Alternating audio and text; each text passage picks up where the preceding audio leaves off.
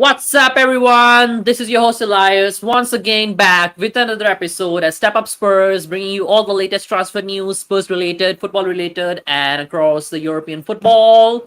And today I've got some exciting news, and we've got a lot of things to discuss. Some of your favorite topics, and yeah, I'm looking forward to this one really. It's a Sunday night here in Malaysia. I guess it's Sunday afternoon for some of you all there in UK. I guess early morning there for every single one of you in America or Canada from that part of the world, and I guess it's like prime time there for all those of you in India and Pakistan. Let's look through the comments and see who is there. We got my friend NVR5802 here. Big up, my friend. How you doing? You are all some of you are always like the regular supporters here who always come first in the chat. One of them is NVR, definitely. Then we've got my friend Corey Boy here. What's up, Corey Boy 85? Good to see you here.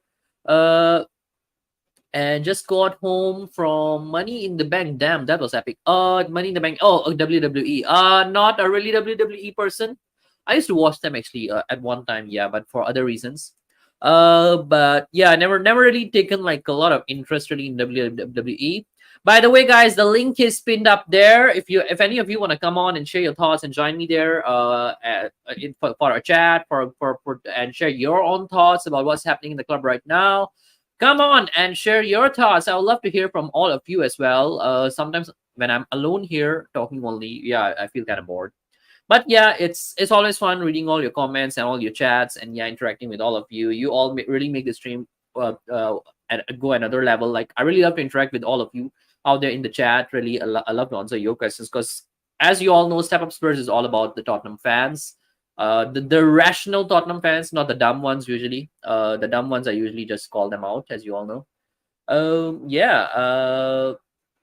So we will be talking about a lot of stuff. So 10 million for Harry Winks is a joke. He's worth like 3 or 4 million. Yeah. Plus, I think that 10 million was part of the James Madison deal. From what I'm hearing, it was not just 10 million. That 10 million was part of the Harry Winks deal.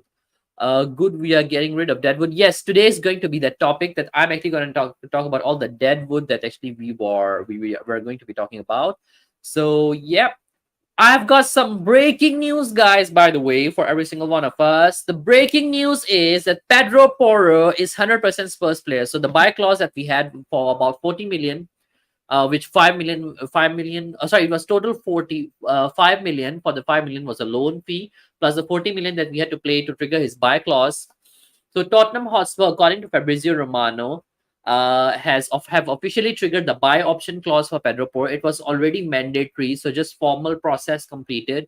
40 million 40 million pounds fee to Sporting for Porro, who's now 100% Spurs player, according to Fabrizio Romano.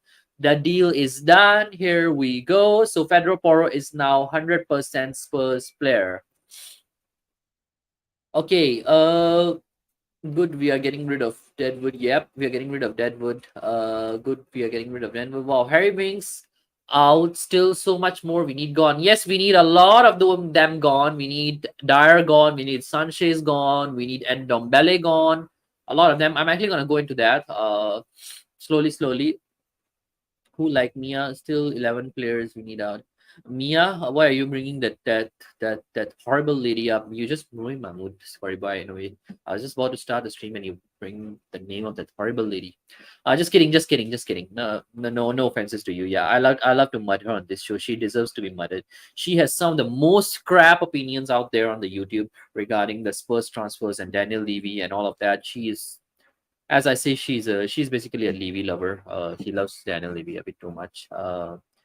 An advocate of Daniel Levy, I'll call her. I tell you, she won't come. She would never ever come to this channel and have a debate with me. I tell you, she doesn't have it in her.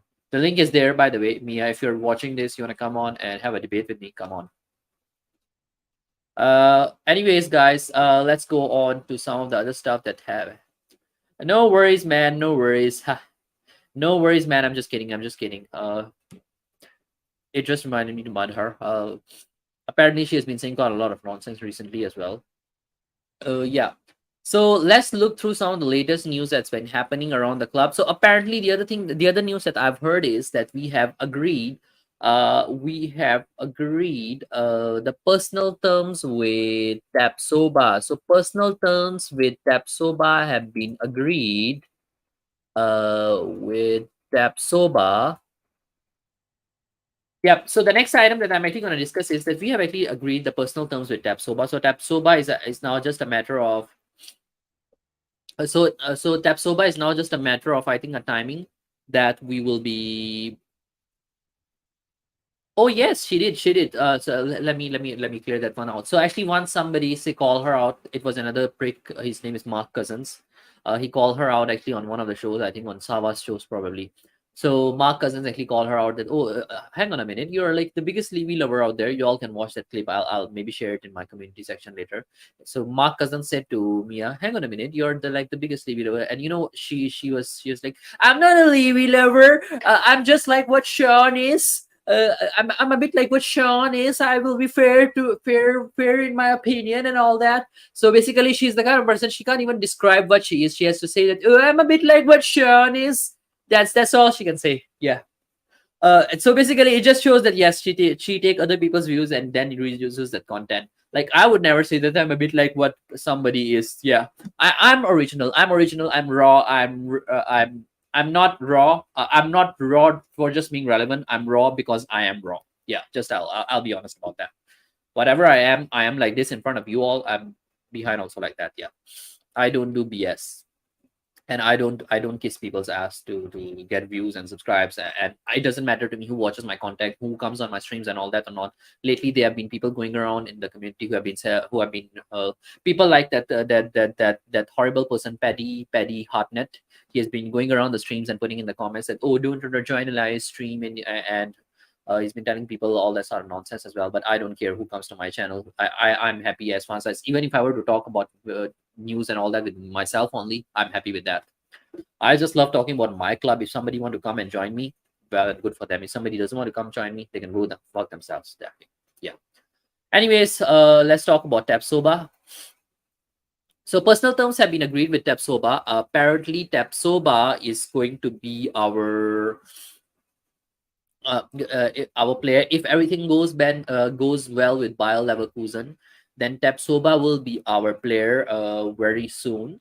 And here's a good thing actually. I like Tapsoba apparently, that she is that he is he's a bit of a good player, by the way, guys. Like really, I was looking at some of his stats as well, and his stats are not bad. Like they are kind of like similar to some other players in the league as well. Some good defenders. Like if you were to look at some of the stats about Tapsoba right now, they are he's definitely above an average center back. Like if you were to look at some of the bad center backs, it means that they are below average right now. So like I can show you some data insights that I think this okay, maybe I'll go through guys this page with you guys here.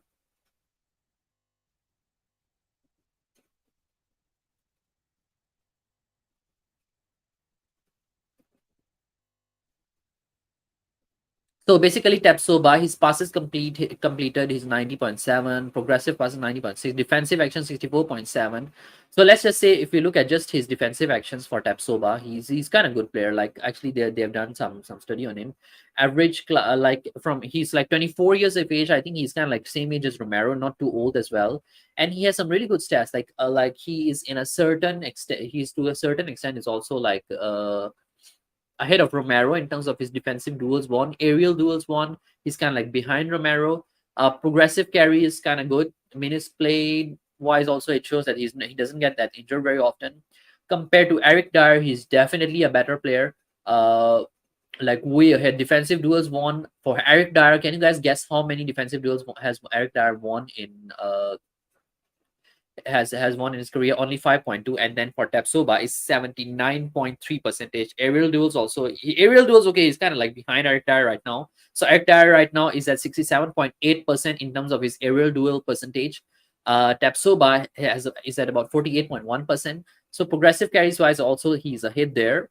Clement Langley, definitely he's ahead of Clement Langley as well. So these are just the Spurs defender. But now if you even look at Tapsoba's stats against like some of the good defenders in the Premier League, let's just talk about someone like Ruben Diaz.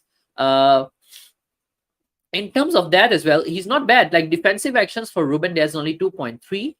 And I don't know why is it 2.3 here. The data insights, I need to have a look at that.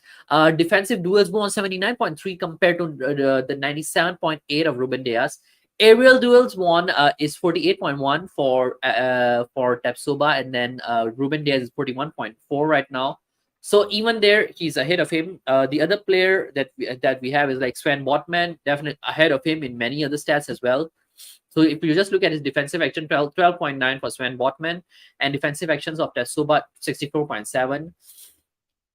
Defensive duels won 79.3 for Tapsoba, and then you have Sven Botman at 40.9. Aerial duel wise as well, he's a hit 48.1 for Tapsoba, and then you have Sven Botman at 40.3. So he has the stats that are very good compared to some top class defenders. Like even like let's say you look at so far, like some people say that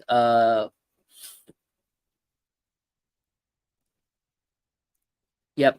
Yeah, I'm actually also like Tapsoba का agreement मुझे पता नहीं कब होगा क्योंकि वो काफी देर से लटका. I think the club was sort of like waiting maybe for Ange Postecoglou and Scott Munn to sort of like join. Uh, I think that's why one of the main reasons why we haven't gotten at Tapsoba is probably I think some of the other days were kind of like the priority. From what I understand at the moment, I think our main priority since the transfer of the window was actually a cam and a goalkeeper definitely because Hugo Lloris is going out, so definitely that one need to be replaced. And then cam one, I think we really didn't wanted to miss out on James Madison, so I think also we need to understand that sometimes the deals and all that as well the personal terms if the player want to come to a club is not that it's not that tough that sometimes you can just discuss the personal terms with the agent. So agent के साथ personal terms deal agree करना वो तो इतना मुश्किल नहीं होता है लेकिन after that what happens sometimes is that when you have to basically agree the fee, agree whatever terms you're getting a player on. Like firstly, let's just say for the first year it's maybe a loan, and then secondly you have a mandatory buy clause or something like that. Then that's where the problem comes in. So I think sometimes that's why it takes a bit long. From what I can understand right now is that I think Tapsoba deal may be the next deal that we may be working on because right now I think the club was sort of like busy with the James Madison deal, with the Vicario deal, and I think now sooner or later, I think in my opinion, I think before the preseason, we may hear the Tapsoba here we go very soon, because it looks like that's happening. But Tapsoba should be a Spurs player. I think out of all the other deals, I think that Tapsoba one looks very likely. Like 1-1, I'm not too sure because nothing concrete on that particular transfer there. My toddler is a better player than that. Pick up, bro. भाई कैसे हो? I'm good. भाई आप कैसे हो? मैं ठीक ठाक. I'm really good. I'm doing good. Just upping the minerals, mudding the wrong guns as usual as I do. Yeah. So personal terms have been agreed with Tapsoba, but yeah, definitely I think the main issue right now is definitely the negotiation. So I can also understand maybe this particular deal we may want to involve Scott Mann a little bit, because apparently Scott Mann has had a good relationship in the German market lately. And then after that, you also have like Postecoglou has just come in and joined. I think he might be assessing a little bit of the team as well and see some of the existing defenders like how they are working.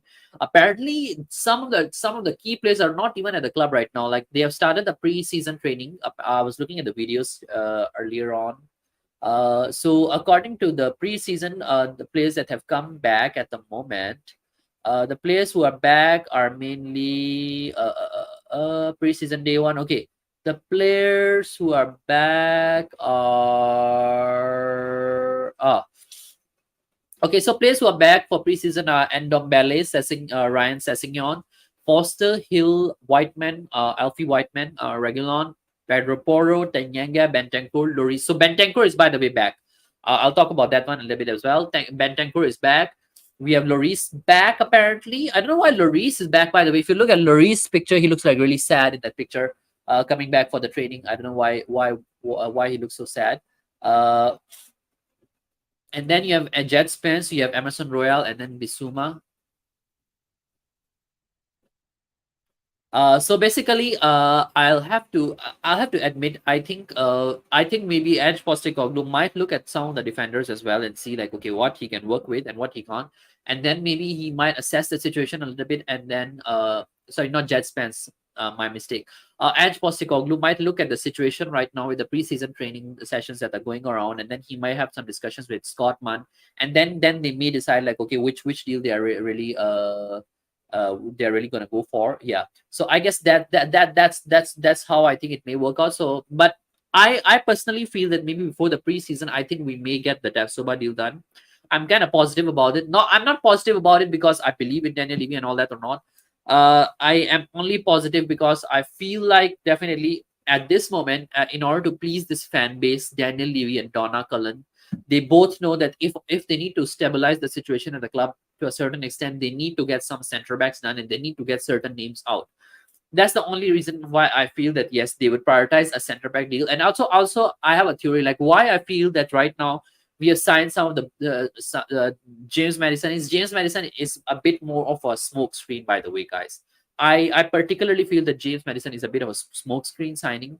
It's basically to like sort of like please the fans, get the fan base on the side of Daniel Levy again, because we all know that since last season, the way we ended the season, the fan base really turned against Daniel Levy. So right now, I think these kind of deals, definitely Donna Cullen is kind of like working the PR stuff, the Cullen smoke and mirrors and all that are really going on. Yeah.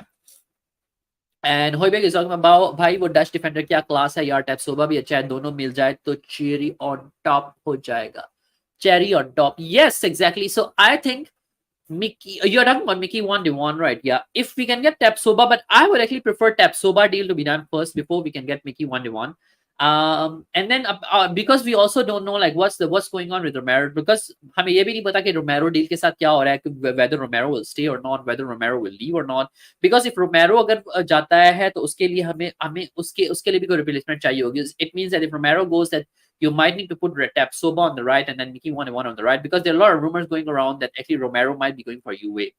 UA is coming for him and all that. There are no concrete rumors about that. Like I've heard nothing, but there are some rumors going around. So we don't know what's going on with that.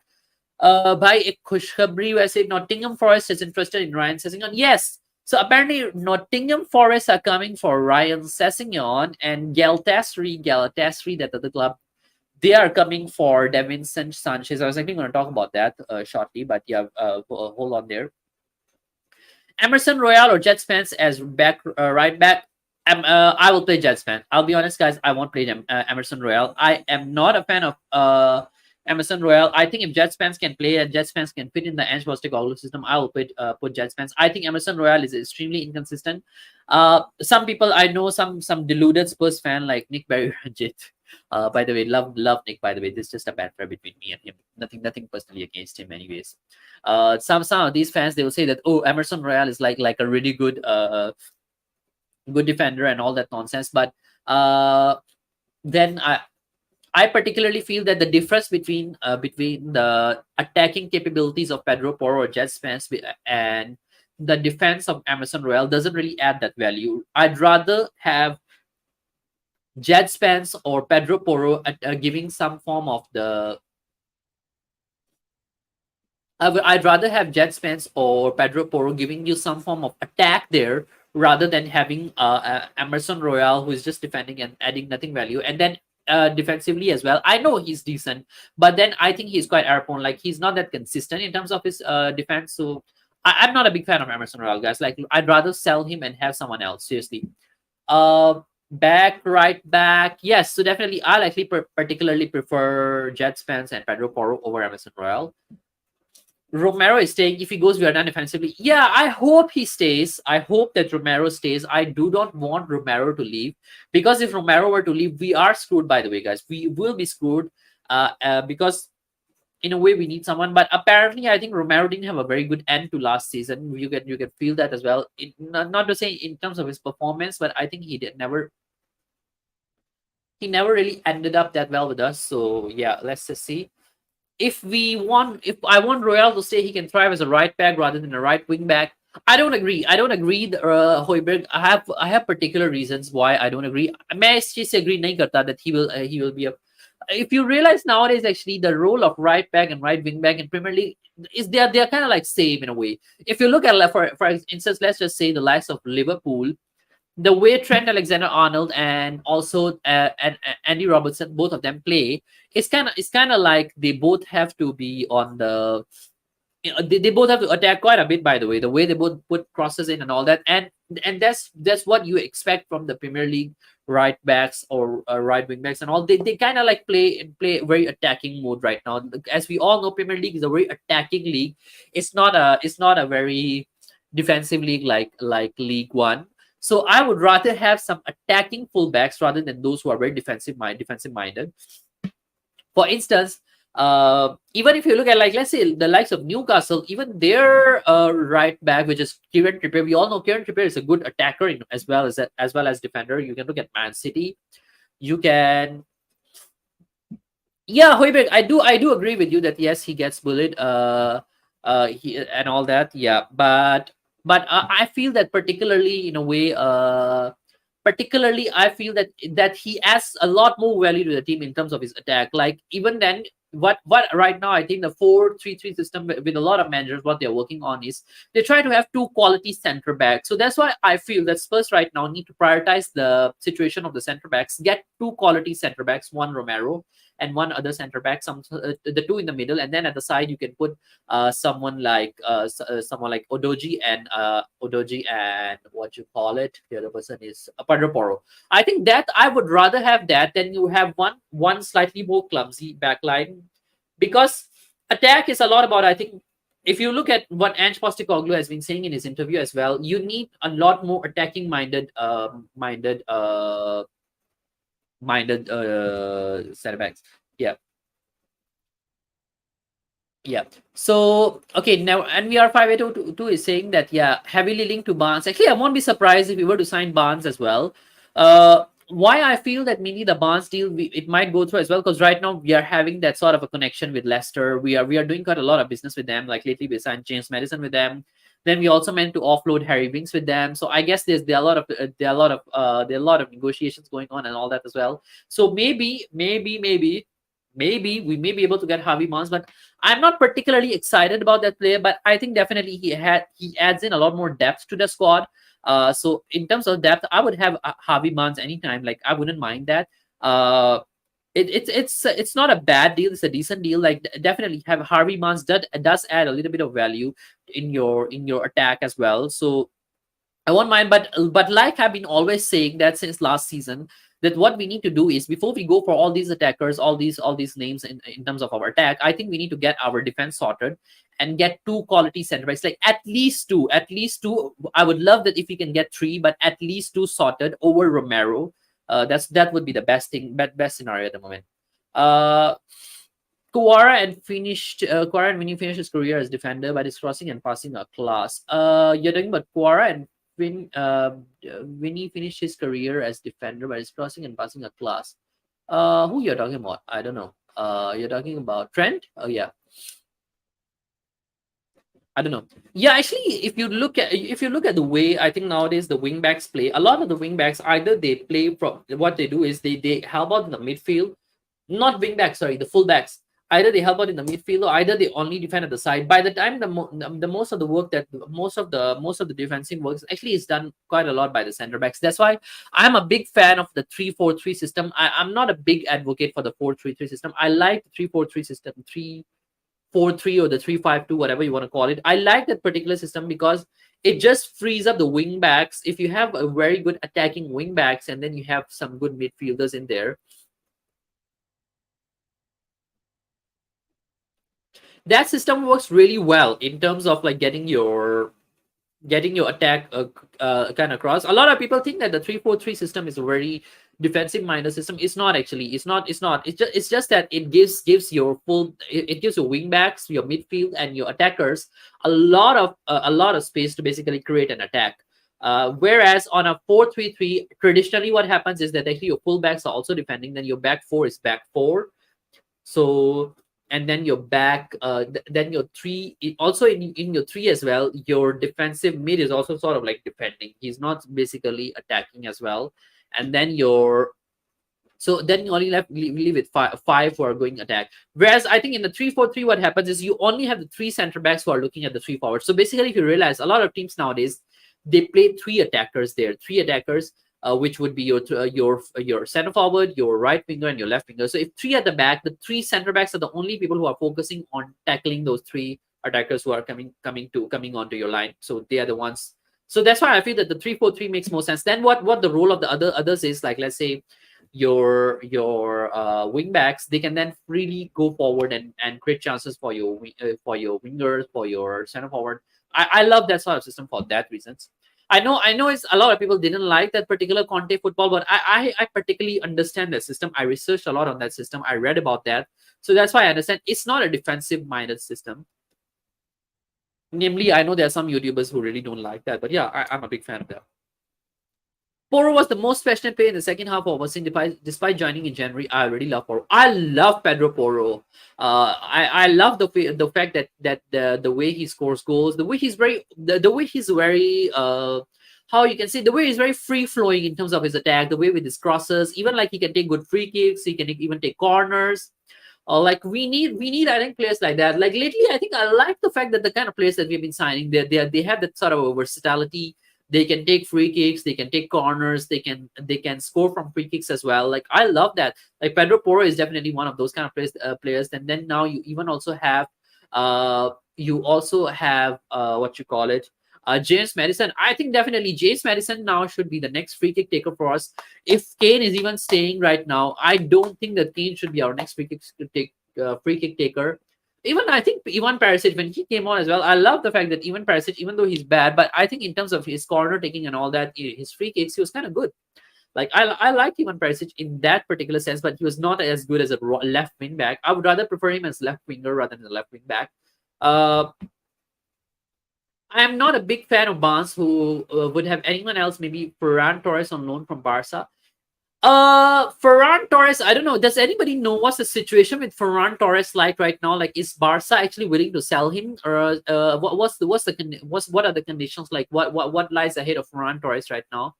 I've not been following that much on that particular news a bit. So if somebody can give me a bit of info on, like are Barca really interested in like selling Ferran Torres, or are there any positive news regarding that? If yes, like yeah, I wouldn't mind Ferran Torres as well, because in fact I remember when I started watching Spurs and back then as well. I used to be a big fan of Ferran Torres when he used to play for City. So Ferran Torres is not a bad player in terms of adding in, but we shall see. One player that actually I wouldn't mind from getting from Barca is Frank Kessie. I wouldn't mind Frank Kessie actually in my team, that midfielder from Barca. They don't really play him, but I don't know why nobody is going for him. He only costs like I think 15 million or so. Could that be his age? I really don't know what's going on with Frank Kessie right now. Like, can someone tell me like why Frank Kessie is not getting a move out of Barca? Like, is he even in the plans right now? I don't know. Thoughts on new number 8 of Liverpool? They really paid 70 million for him. Yeah, I think that play is not bad. Shobolowski, I don't know how you pronounce that guy. Shobolowski, something like that. I think Sobolowski. Liverpool midfielder. How you pronounce his name, by the way, guys? I think he's a Liverpool midfielder. What's his name? What's his name, by the way, guys? Soboslai. He's called Soboslai. Uh, Soboslai. Soboslai. Actually, he's not a good player. I think I've only watched him like once, or so. That's why I can't comment much on that particular one. But if I were to look at his stats, let me just have a look at it for you guys as well and see how his stats look like. Like that would at least show you how consistent he is. His career stats. So yeah, he can play as an attacking midfielder. He can also play as a central midfielder.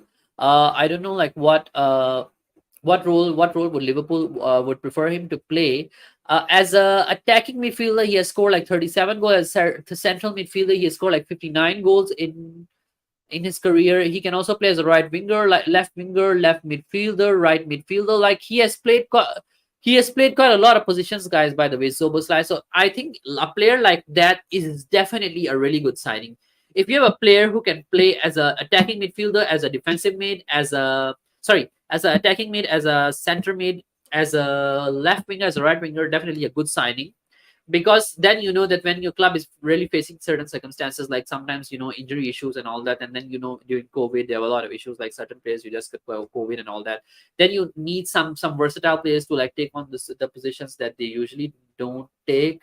Then I guess the player like Soboslai can really then step up, like step up Spurs.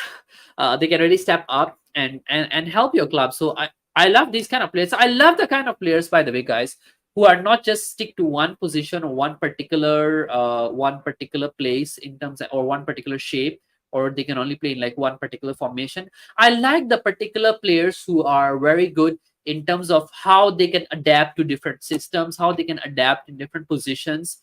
Like that's why I kind of love the Madison signing for us as well, because Madison, I think he can play as a central mid. I think he can also play as a right midfielder.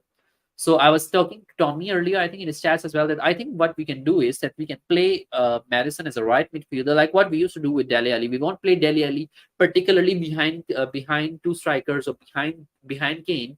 What we would usually do is we'll just put Dele Alli as like either on the left, but then in the middle you'll have Harry Winks, I think, or was it Wanyama, or one of those midfielders who used to play a little bit deep, and then on one side you'll have Ericsson. That used to work for us. So I think we can definitely do something like that.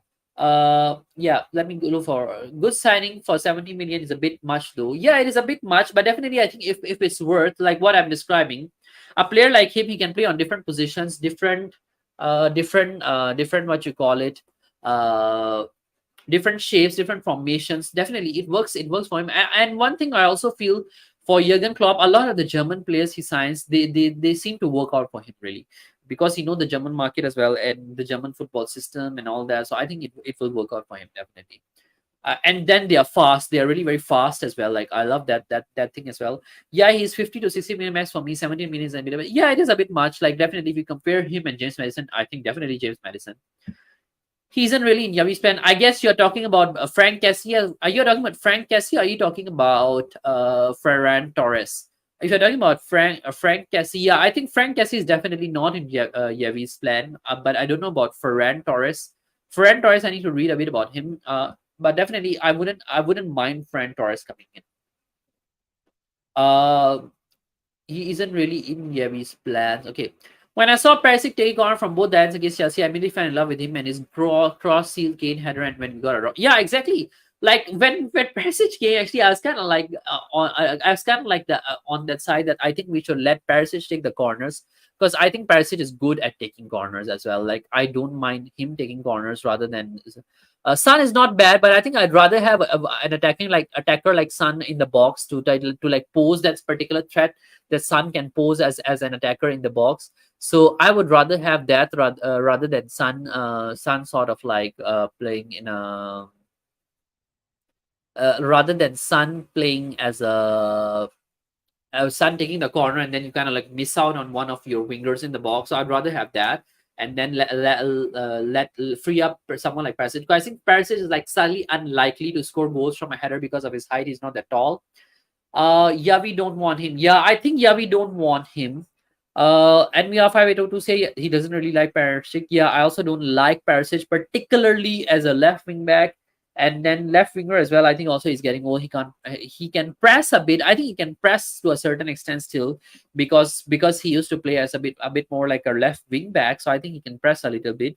But I don't like him particularly in our team as well. Too old. Yes, he's too old. So I think definitely it's a bit of a deal.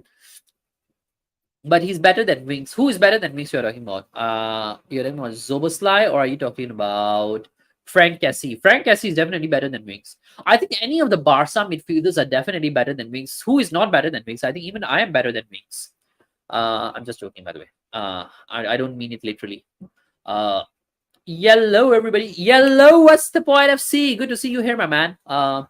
Barnes deal advancing apparently. Oh, I haven't read the news. I need to check. Harvey Barnes.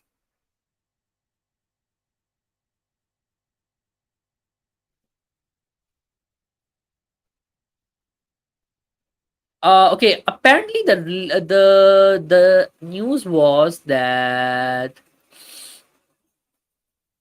I don't know where did you see the bro? Where did you see that the Harvey Barnes deal is advancing? I'm just curious.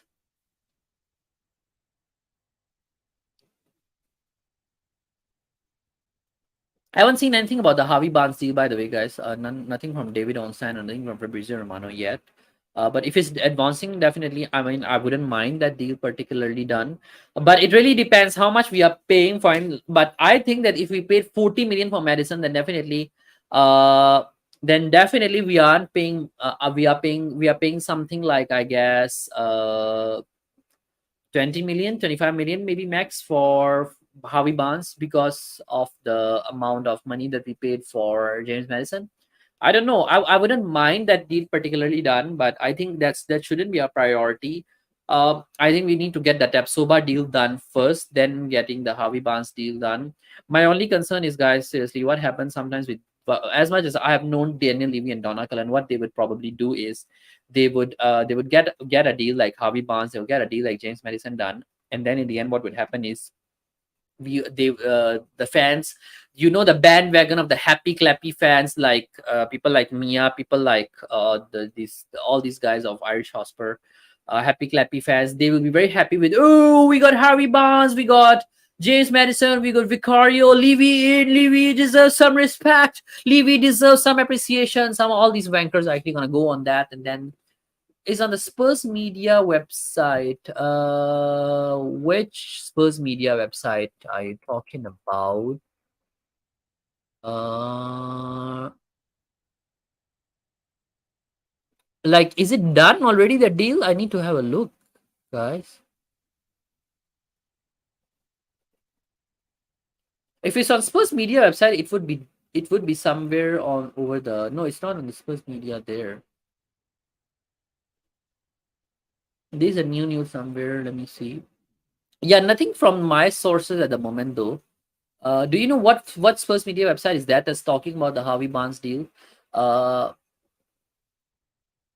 I'm interested to know, by the way, from where you get that information, by the way, because I would love that deal to be done as well. By the way, guys, if you are watching and you haven't subscribed already, make sure you guys hit the subscribe button. Get your pet, get your dog, get your cat, get your father, get your mother, get your family members, all of them to subscribe to this channel. We are just 19 away from 250. And I'm thinking of doing something special if we hit 250 subscribers by the end of next week. So yeah, get your cat, get your dog, share it with your friends, guys, and get me to 250 ASAP. I really love you guys, all of those of you who watch this channel regularly. I will let Parasic stay if Ange agrees. Yeah, actually, that's one thing that I also tell everybody. I wouldn't mind any signing as long as that particular signing is an Ange Postecoglou signing. Ange Postecoglou wants that particular player in, even if, let's say, that people, that fan base say that, oh, that player is a bang average player and all that. If, let's, for example, that a lot of people are saying that, oh, Ange Postecoglou might bring in players like Hugo Furuhashi and all those kind of players, I don't mind them. As long as those players, as Ange Postecoglou player, he wants those players in his system, he wants to play with those players, I would have those players at Tottenham Hotspur. I would back those players. I would be happy with that. But they have to be the players that Postecoglou wants. It cannot be always the club signing, the what Daniel Levy and Donna Cullen always does. As long as the players are the club players, I would be happy with that. Okay, I assumed it was Cassie. Yeah. I think we'll pay 30 to 35 million for Barnes, and that means we have clubs that want to sign outgoings. Yes, I hope so, bro. I hope so.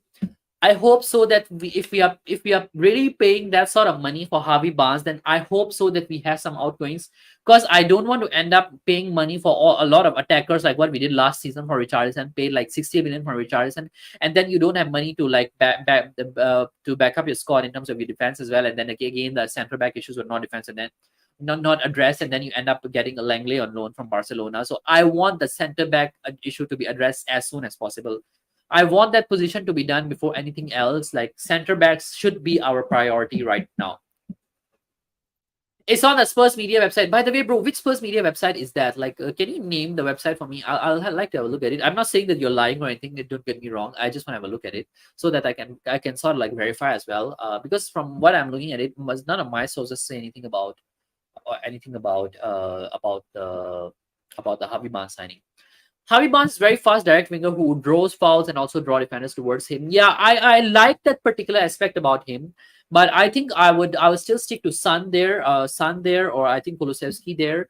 Or I it would be interesting because sometimes these plays can come in handy when you end up. I particularly also disagree with that with the other narrative as well. When sometimes people say that, oh, we are not playing in Europe, so we shouldn't be signing too many players.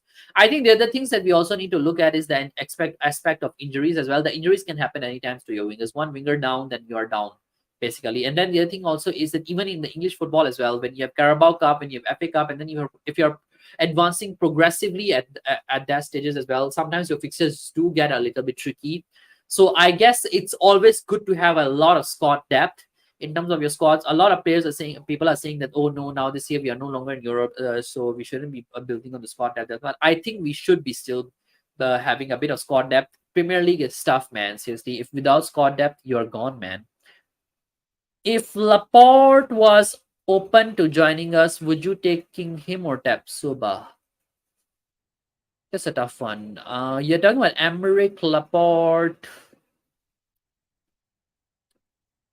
I think I'll have Laporte. The reason being is because he's prem proven. I think I'll have Laporte, but definitely he's not willing to join us. So I guess we don't have a choice. So yeah, I guess I'll have. It doesn't matter then in that case already. So since Laporte is not even joining us, so definitely we have to stick to Tapsoba. Barnes will get anything from 13 to 15 goals. Is it much better than Richarlison? Yes. How many goals did he score for Leicester this season? Let me have a look at that. Harvey Barnes. Does anybody know how many goals Harvey Barnes scored uh, for Leicester this season? I'll have a look at that.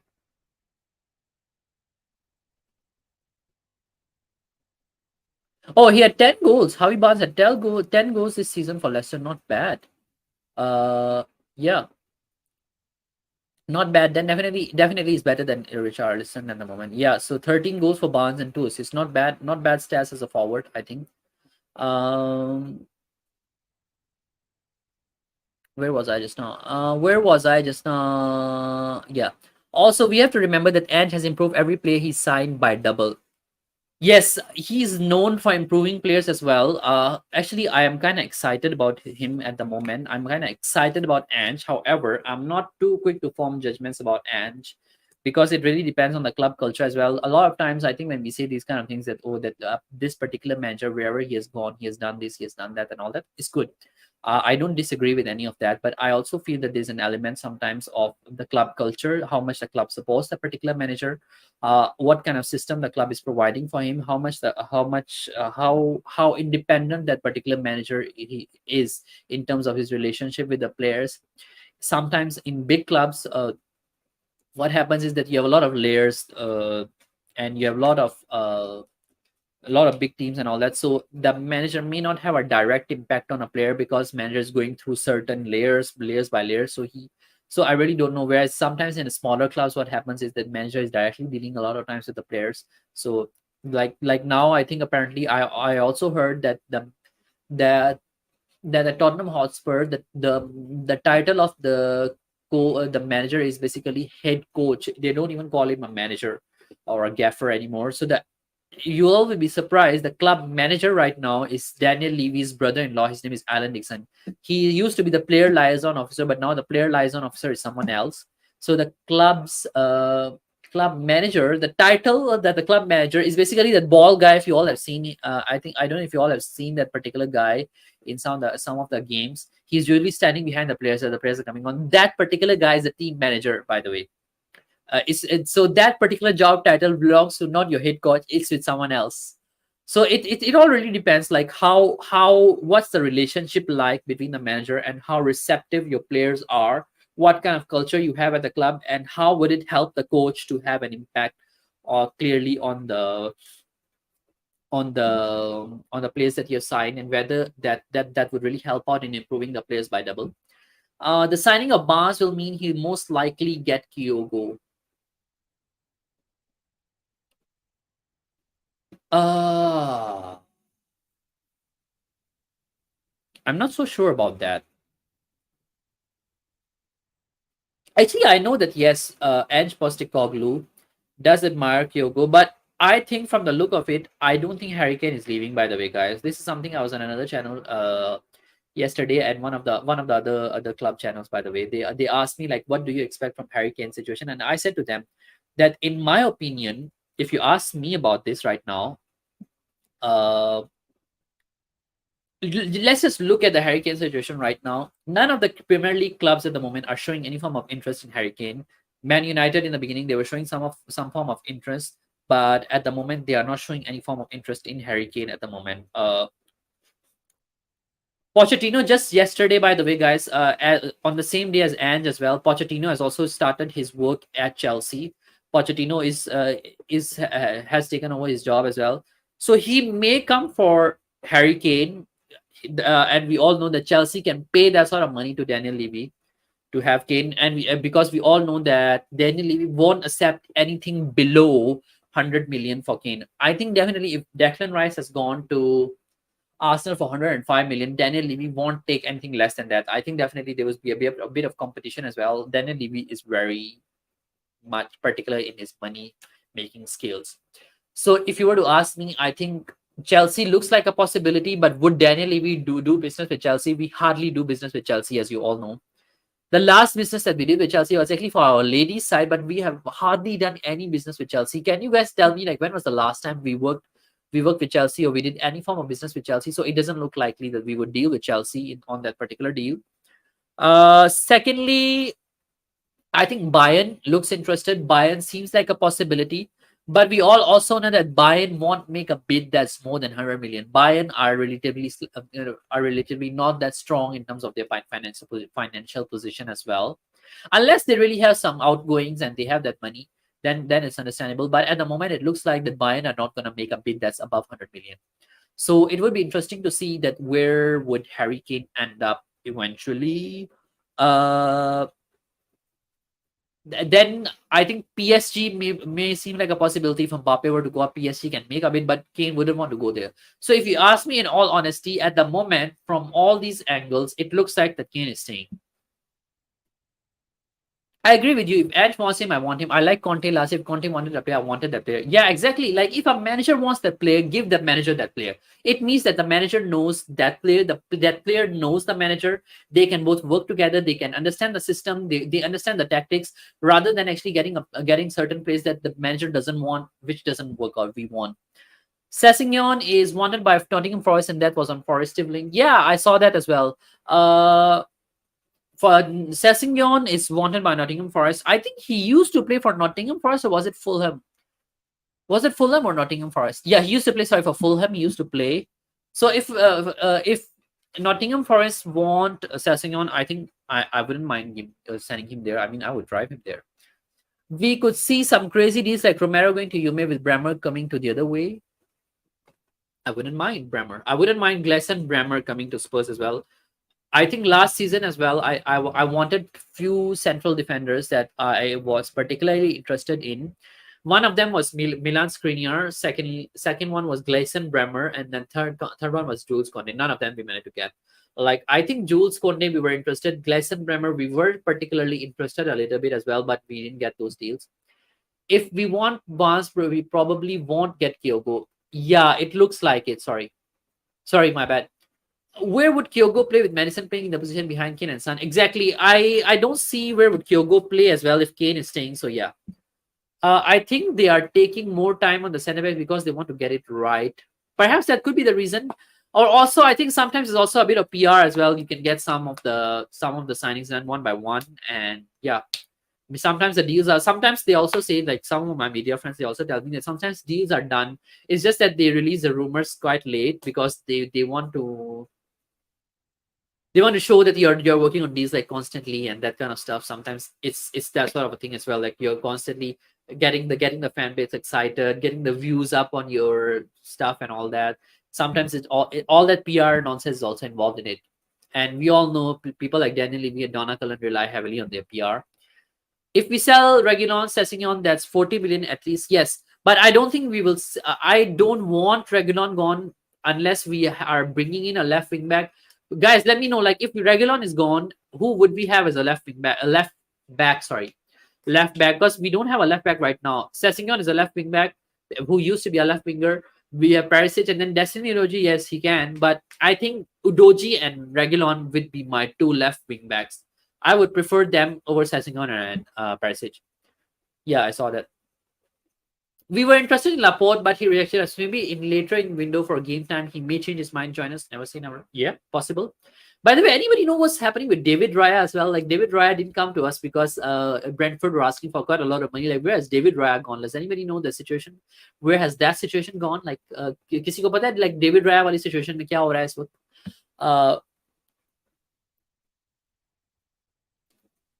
I think Barnes has some issues with with his knees and hamstring because so far he was so susceptible to hamstring. His knee operation is in the best and he's fully recovered. Oh, I didn't know about that. Thanks for adding on. I'll research on that a little bit and maybe I'll share a bit on that. Yeah. By the way, guys, there's 9 of you out there watching right now. So if you are watching me for the first time, please make sure you guys hit the like button as well as the subscribe button. I will be having this show quite regularly as well, and make sure you guys hit the notification bell as well. So if you all don't know, I usually do these shows where I discuss the transfer and all the rumors out there with my audience. I usually don't have guests mainly for this show. I usually do guest shows nowadays only once a week or once in like 2 weeks or 3 weeks. My guests are usually all those of you guys in the chats. And if anybody of you want to come on, actually the link is always pinned up. You all can always come on.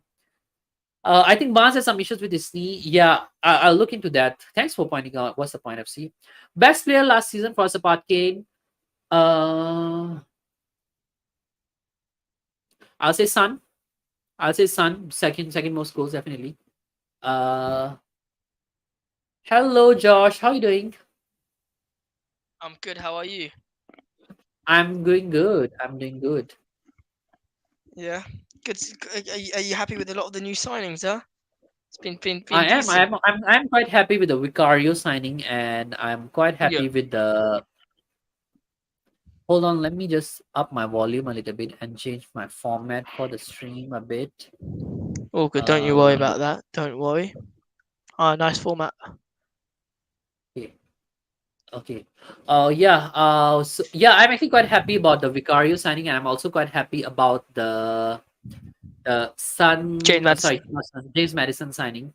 Both of the Yeah. signings, I think, they're positive ones. They are not the kind of signings that you can say that they are like bang average sort of signings. And the one Yeah. thing that I'm really happy about is the money that we have paid for those signings. For that Okay. value, I think both of them are good players. Like I particularly no no particular concerns on that part. Yeah. Yeah. No, fair enough. Same. I do have a lot of concerns regarding Vicario.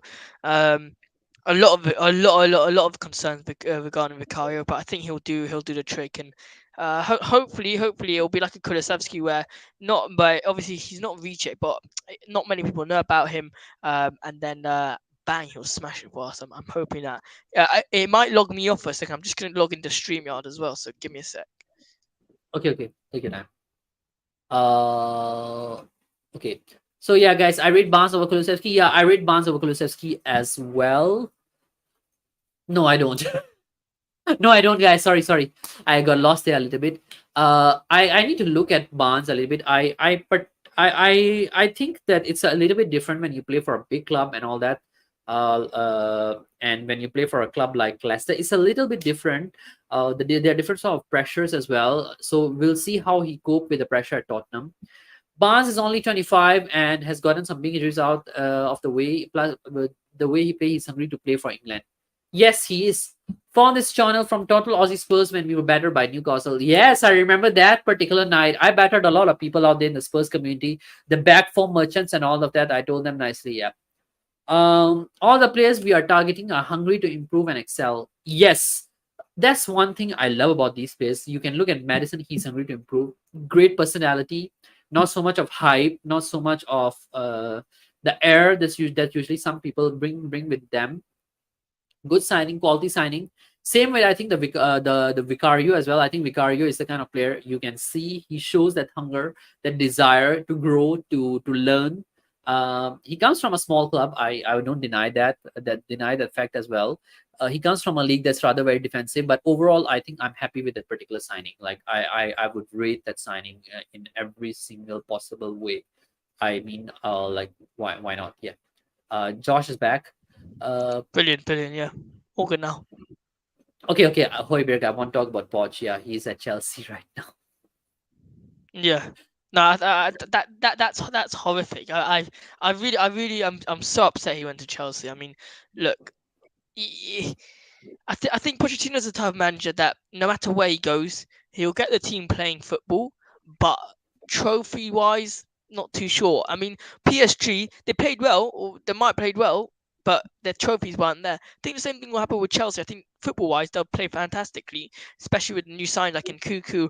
But they haven't had a lot of departures such as Kante, Loftus Cheek, Aspilicueta. So I think it'll be very challenging for Poch, but I don't see a reason why he won't succeed. They're hoping that he will absolutely get them relegated, and yeah, but who knows? Who knows? All the best though for us, not for Poch. Yeah, I think one other why are you particularly unhappy that Poch went there? Is it that whole Judas thing and all that? No, I just think it's a bit horrible the fact that he's like, oh, I love Tottenham, love Tottenham, love Tottenham, and then as much as we despise Chelsea, he then goes and signs for a rival. I mean, for Chelsea, we are probably a direct rival. For us, it's Arsenal, but for Chelsea, we're direct rivals, and it's like you don't do that. You don't go. I mean, yeah, football is money and all that, yeah, but your manager of Tottenham Hotspur, you say you love Tottenham Hotspur and everything. You don't go to Chelsea then afterwards. I'm sorry, you can't do that. I don't care what Chelsea managers do, whether they come to Tottenham Hotspur or not. But But you as a Tottenham how? Hotspur But manager, let's say, Josh, let's just say the man doesn't have a job, and I understand he loved Tottenham, and then your owner hasn't given him a call. Like, let's just say yeah, he Daniel Levy. It's been confirmed from various sources that I think Daniel Levy no, he didn't didn't. contact Poch He and all didn't. that. Poch somehow has to progress in his managerial career as well. He can't Yeah, be jobless. And then a big club comes from for him, like a club like Chelsea, a great project, a great prospect, a new owner who is willing to spend to a team as well. Then why not? I mean, I don't blame Poch for that. Like yeah. why not Poch? Why shouldn't Poch go there? Like that. That's something that I sometimes say that yes, Yeah. I You're think gone. that's one thing. Loving the club and that value is on one end, but the other thing is one needs to think about his career as well. 100%. His particular aspect of that. Well, I mean, maybe let's just say if he had another offer on table from another club, that could be another thing. But he wants to play at that level. Like he is that level sort of a manager. I feel he's not. Yeah, I think an Aston Villa, Brighton type of manager. I think Posh deserves like the big six kind of club. He deserves to be managing the big clubs. He's like I particularly feel a manager who can take Tottenham to a Champions League final with a shit team with yeah, Lucas Moura as your striker first of all, and you can coach that sort of a thing. Definitely, that manager deserves a big move. That's why I feel like I'm happy for him in a way that he's gone to Chelsea. uh, at least it's a good move for him in his career. Like I'm not particularly sad that yeah he didn't come to us and he said that he loves us. Love is one end, but because it's not up to him anymore that how he can prove his love. It's up to Daniel Levy because the decision lies with him. It's no longer with Poch. look, at one point of view, I totally understand you. I think, if I'm honest, I'm more upset Levy the fact that he didn't give Poch a call. But I think Pochettino needs to understand the fact that what he what he says has to reflect on the pitch and reflect in real life. He can't say X and say Y and do Y. Um, so by him, I'd rather him say he doesn't. I'd rather him be less passionate about Tottenham and go to Chelsea than be completely passionate about Tottenham Hotspur and go to Chelsea. I don't know. That's just my own opinion. But look, clearly this guy doesn't want to talk about Pochettino that much. But yeah, fair enough. Fair enough. I respect your opinion. Yeah, I mean, I understand where you're coming from, but again, like what I said as well, it's no longer in his hand. He needs to progress his career as well. Yeah, So that's so, true. but I don't feel that he has any less of. I think if ever, I think in future as well, he'll get a chance to come back to Spurs. I think he'll take it. What's the point? Yeah. As he said, it would be impossible to replace Kane if we qualified for top four. That's worth 220 million with TV money from the Prem and Champions League. Yeah. Not just I want that. to ask Not you, just that. Josh, Yeah. one Go on. thing. Uh, what do you think about Harry Kane's situation right now? Do you think Harry Kane will stay or Harry Kane will leave? No, I think Harry Kane will definitely stay 100%. Reports have come out saying he's preparing to what's it called to for a move in the summer. Think he will definitely stay. The question really is, it's not if he will stay, it's if is Ange Postecoglou going to be able to convince Harry Kane to stay also next year? That's the main question. I don't think this year is our is something we need to be worried about because as I just previously stated, the reports have come out saying he's not going to move this year. Even if Bayern do come in with a better bid, Daniel Levy's not going to keep him. Daniel Levy's not going to sell him. What's important to understand also is that a lot of people can go mental about the fact, how's Daniel Levy not selling Kane for 100 mil? How's Daniel Levy not selling him for 80 mil, 90 mil? It's not necessarily what Bayern Munich rate him at or value Kane at. It's what we value Kane at. In my opinion, I value Harry Kane at 120 mil. I believe what he does in the season is worth 120 mil, 110 mil. I mean, the fact is that we would be finishing 17th, close to we would basically be fighting relegation, in my opinion, last year if it wasn't for Harry Kane. The fact is he got 30 goals with that kind of a team, absolutely pathetic. Now, what's also important to understand here is that Bayern Munich is not the only way Bayern Munich would be able to convince Harry Kane to join them is by is by is by convincing him that they'll win the Champions League. Let's put this out there, yeah. I'm going to ask you this as well. How does Kane improve Bayern Munich that much if he joins them this season compared to Bayern Munich in previous years? Because you've got Lewandowski who was there previously. You've got top players who were there. Hummels was there previously. You got top players who were there previously. They weren't able to win the Champions League. You got Sadio Mane who's going to be moving on. We might be moving on. You had prime Manuel Neuer there, Alphonso Davies. I can go on. Jean Boateng, Muller. I can go on for days. I mean, the team was insane, but they weren't able to win Champions League. What makes them think that with Harry Kane now, and then with the likes of Lewandowski going away, the likes of their top players going away now, what makes them think that Harry Kane will be able to solve all their issues now, especially now in let's say a year or two, Musiala will also be moving on. How yeah. Okay, I think for a team like Bayern, it's not so much right now like how would they solve their issue and things like that. We need Yeah. to understand the teams like Bayern, City, Real Madrid, and I think even PSG. They are usually the favorites to win the title, and the margin of error for those kind of teams is very low. Like they can't miss on one thing. Like let's say right now, we all know that Chelsea has been having a striker problem for quite long, but they can afford it. They are in a league where they are not expected to win every season that much. Of course, every team is Yeah. expected to win trophies and all that, but these teams they play in like leagues where they are expected to win a title every single season because of the competition they have. I think right now the problem that they are facing is that this season it was kind of like at the last game it was kind of like undecided whether Bayern will win or whether Dortmund will win. So Yeah. they want to address the main issue that was actually their striker as well. Because since Lewandowski left, I feel that Bayern was struggling. Not to say struggling, but Okay. they were struggling where their goals are coming from. Like the issues that, for example, let's say that Chelsea is having. Yeah. If Kane goes there, he fills in that particular loophole in their team right now. That that is settled, and it will improve their team in a way, like when you play teams like Dortmund, when you play team like Leverkusen, you don't have to worry about that anymore, because a player like Kane, he definitely improves any team he goes in, no matter where he is. Yeah. Yeah. Okay. So I partly agree with that. I think, actually no, I don't partly. I fully agree with that. I think also something important to understand here is that the fact is that players at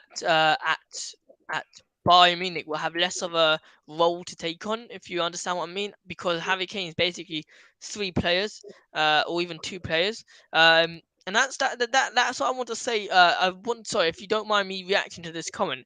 Uh, it was a 220 mil. Harry Kane staying could get us 220 mil next season if we get top four. Uh, Okay, Josh, give me a minute. Give me a minute. Let me address something.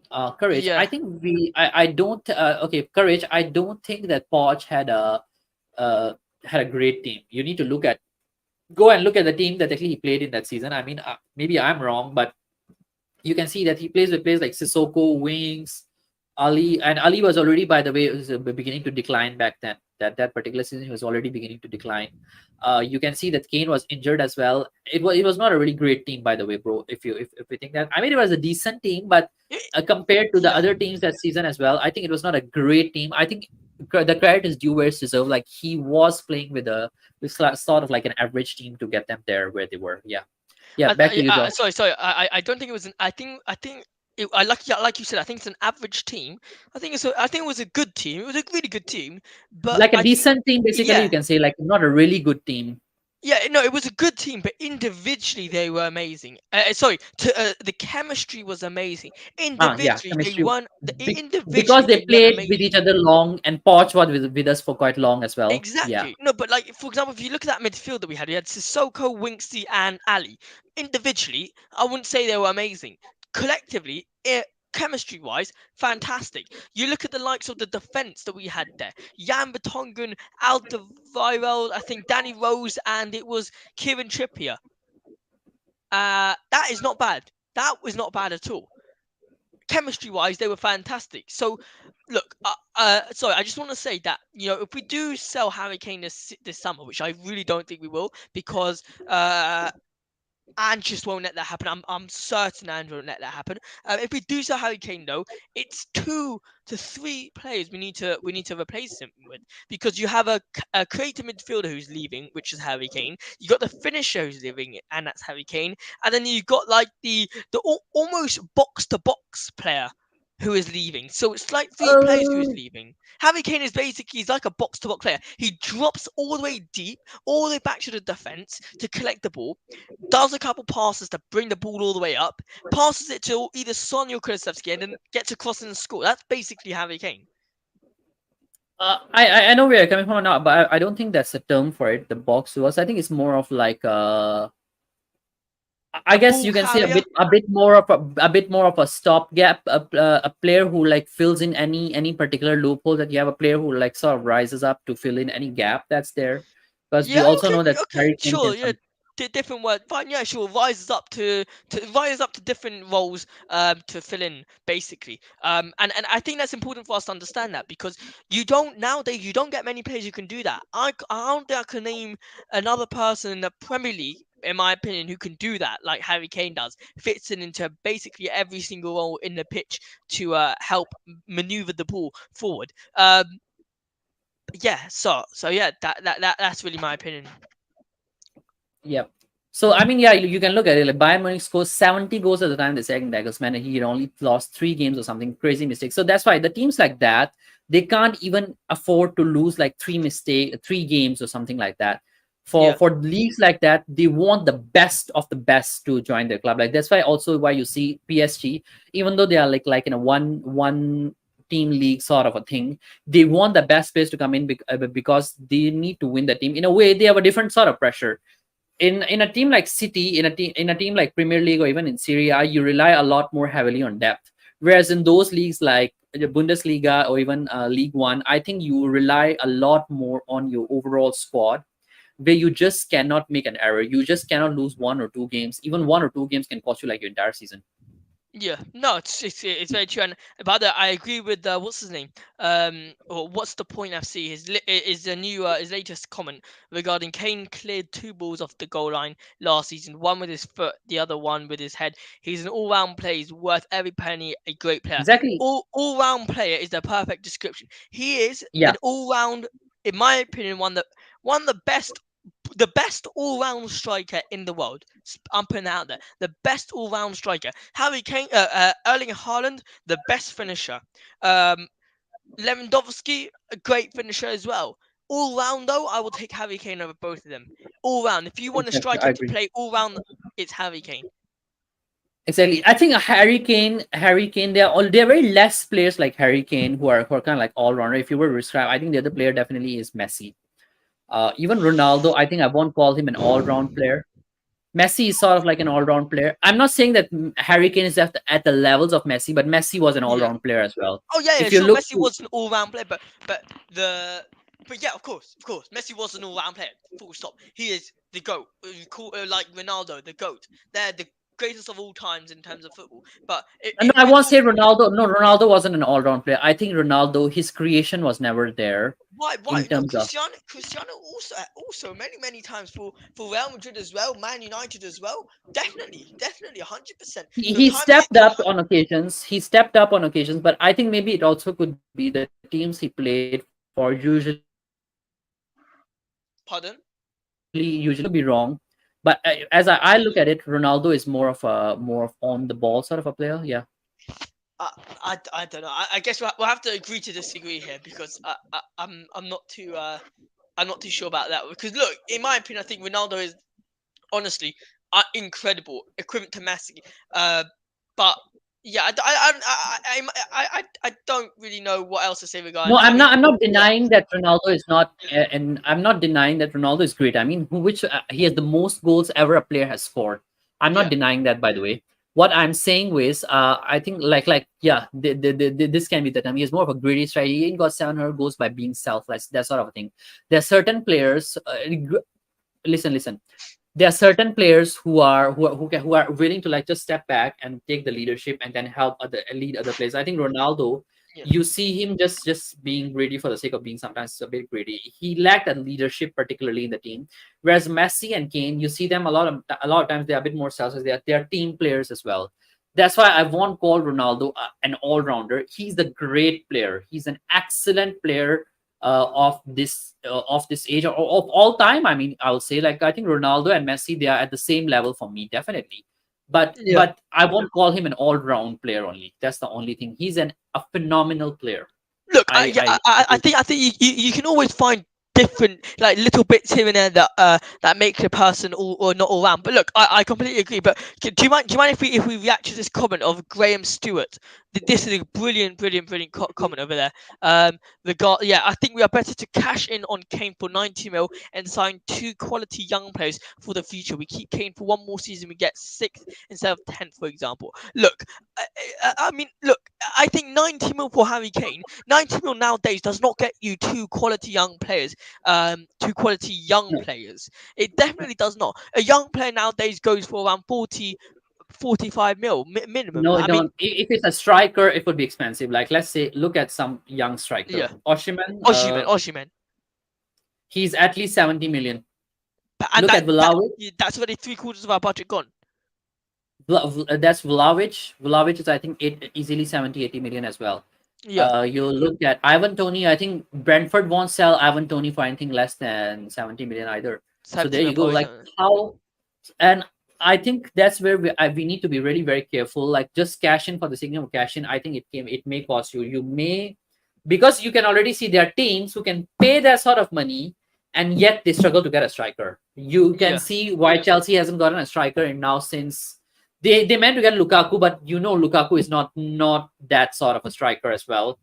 He used to be great during his Man United days. Then you can look and at now, even yeah, City. Even yeah, City can play crazy amount of money. Since Aguero left us, they struggled to get a striker yeah. until they got Holland. It was Gabriel Jesus who was filling the gaps for them for quite long. So Yeah. it's a little bit tricky in my opinion. I Exactly. agree Even with you look you. at Rasmus Holland is 80 million, 20 years of age. Yeah, Yeah, no, look, I think there's a lot of future stars that we could go for if we wanted to, but they'll cost definitely, both of them will cost definitely more than 90 mil. Look, I just came on to say hi to you. Hope you're all good. Because I gotta go. So thanks so much for having me on. Yeah, big up, bro. Um, I'll hope hope continue the discussion as hope well hope because hope the you're okay. discussion is good. You good? Yeah, I'm good.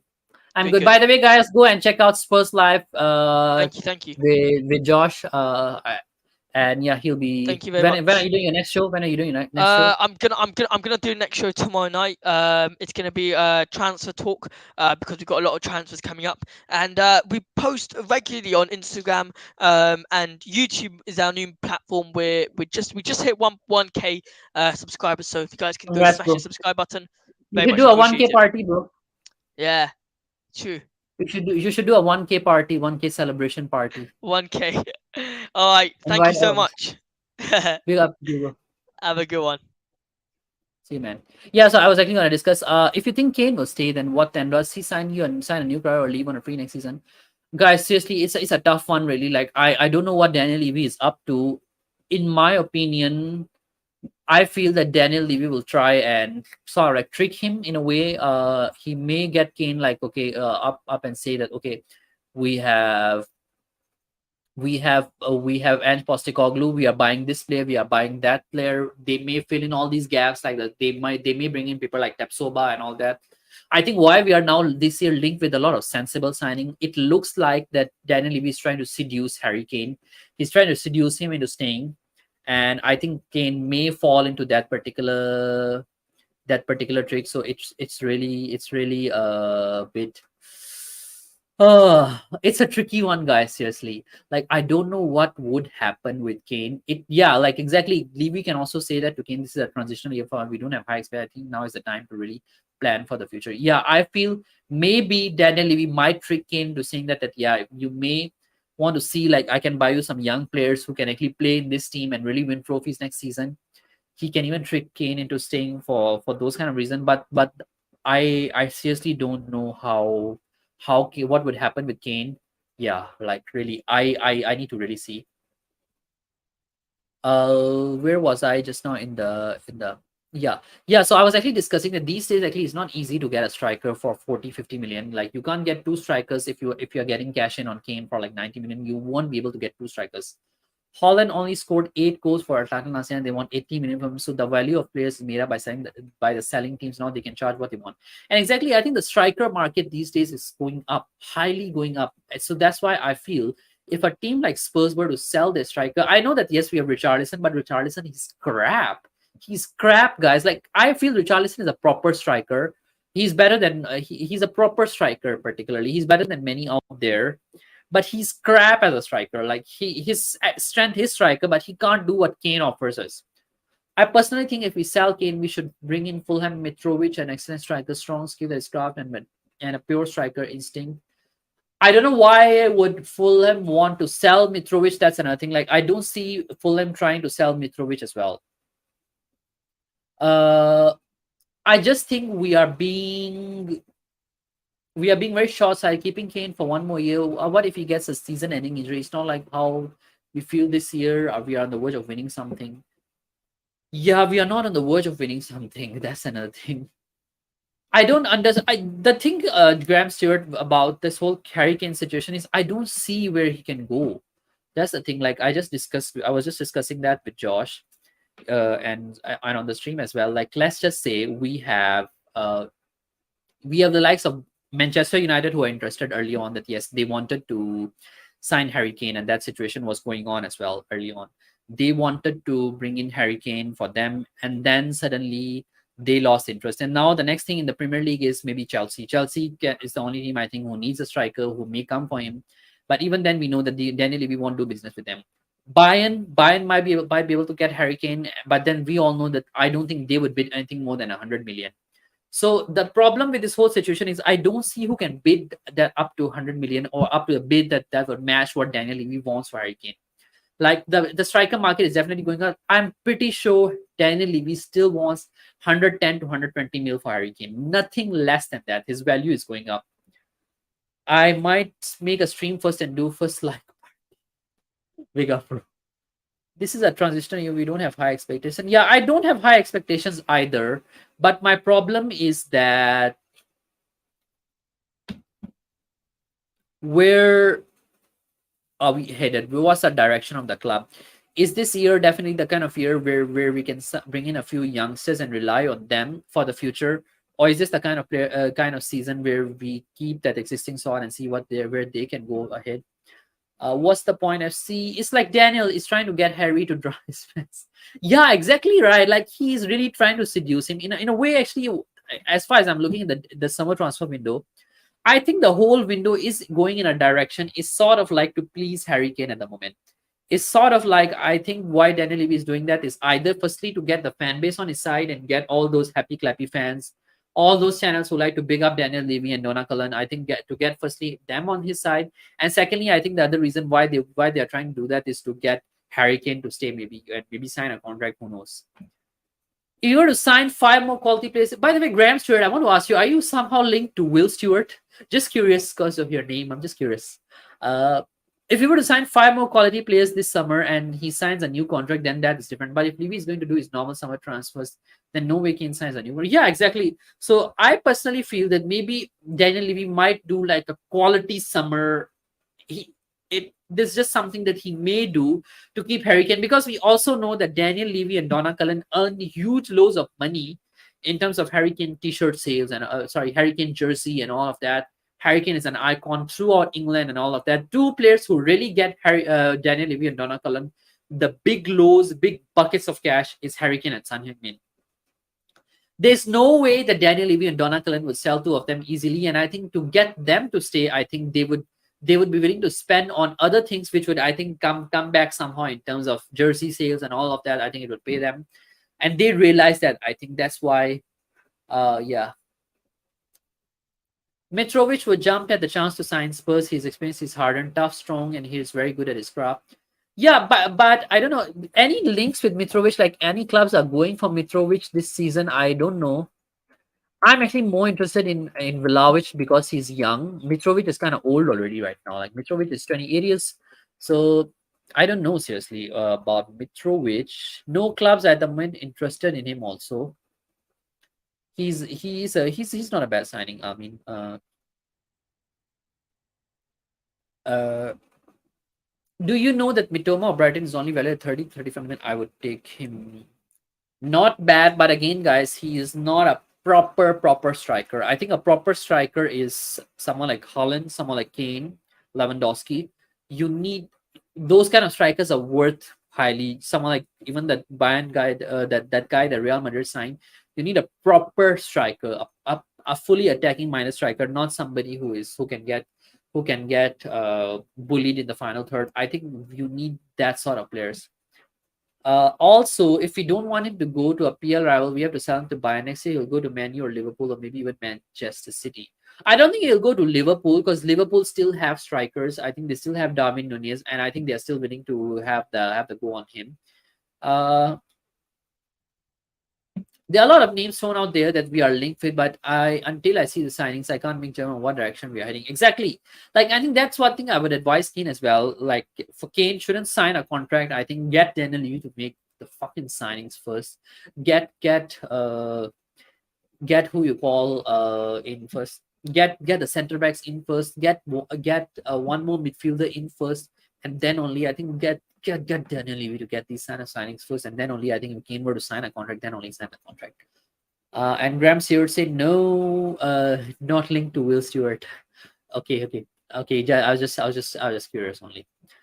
Haha, Graham Stewart is Will Stewart. LOL. No, he's not. Would Vlahovic want to come to a Spurs that's out of Europe? No, he wouldn't. Okay, I'm not saying that Vlahovic would come to Spurs this season. Probably, I'm just throwing it out there that Vlahovic is the kind of a striker who's a proper striker. No way Vlahovic is coming to us. I agree. No way Vlahovic would come to us. I'd love Vlahovic, but if he had one good season with Juve, you're taking 80 to 100 million to get him next season. Exactly. If Juve were to have one good season this season, I think that would be a thing. But I think Vlahovic, the other thing about Vlahovic is he relies heavily on a creative attacking midfielder. So if Juve were to have a good season, if Juve were to really get Vlahovic to get them on their side, then I think Juve needs to have a creative attacking midfielder. Otherwise, I think Vlahovic will be a little bit hard to operate. Vlahovic is a proper striker. I think he and Haaland are sort of like a similar type of strikers, fast, going into the box, and I think in the box they hardly makes an error. They bang goals in. Are we gonna buy any CBs? Yes. So that's what I was discussing. Shakil, by the way, big up to Shakil as well for joining. That at the moment, I think we should be looking into getting someone like Tapsoba, someone like 1-1, or even Laporte. Like let's say by towards the end, nobody has gone for him. Then yeah, try to get him done. Yeah. So definitely, it's going to be a bit tricky. Big up, my Gooner friend. How are you doing, man? I'm doing great. How are you? I'm doing good. I'm doing good. You're streaming a long time. Yep, I am. I am. Today I'm a bit free.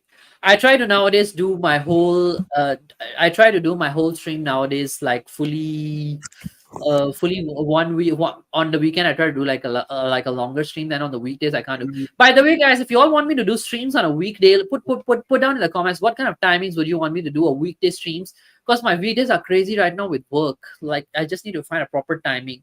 Then sometimes if I do a stream on weekday and then nobody's in the chat, then it's a bit disappointing. I can come in the weekdays, but the thing is, especially now in the coming 7 to 8 weeks, because I'm free from school.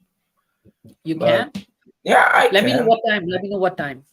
because now because of I don't have school and anything, I'm also gonna stream a lot more. I'm Yeah, thinking about streaming tomorrow around 12 o'clock. yeah. So I But think Vlahovic sign for the next 5 years is better than having Kane for 1 more year. Exactly. I particularly feel that Vlahovic it's after Haaland right now, guys. Write it down. The next two big things of the world football world, I think, is going to be Erling Haaland and Dusan Vlahovic. Write it down, guys.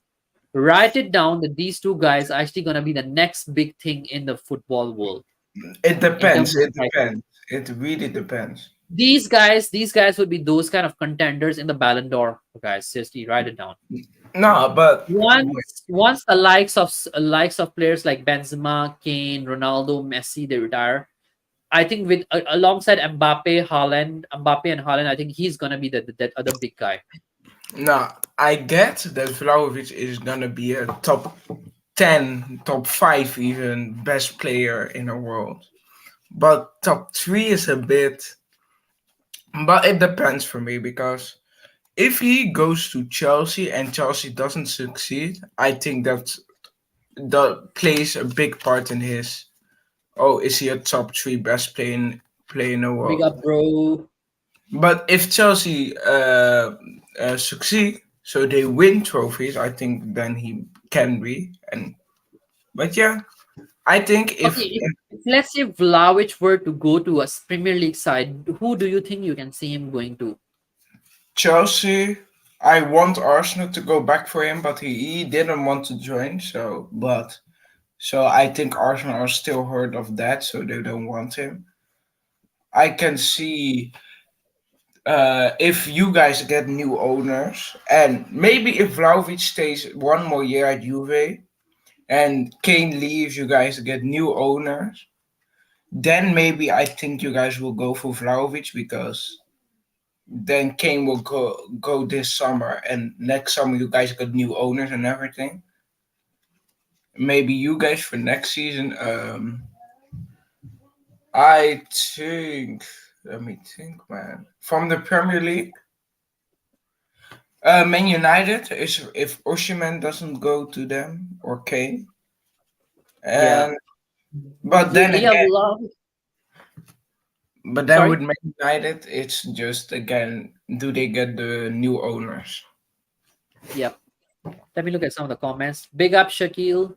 If Spurs are operating on the data system based, they're looking for a young striker who is scoring a lot at an early age. Exactly. And I think Vlahovic fulfills that criteria among all the other strikers that are out there available in the market. Yep. Good to see Spurs content. Yep. Spurs were looking at a young striker out in Argentina. Who is that guy? I thought we were looking at Alvarez previous season when City signed him, but not this season. Alvarez, like we could have signed Alvarez, by the way, guys. Our scouts apparently were looking at him, but we didn't get him in the end. I try to do my whole and then he stops speaking.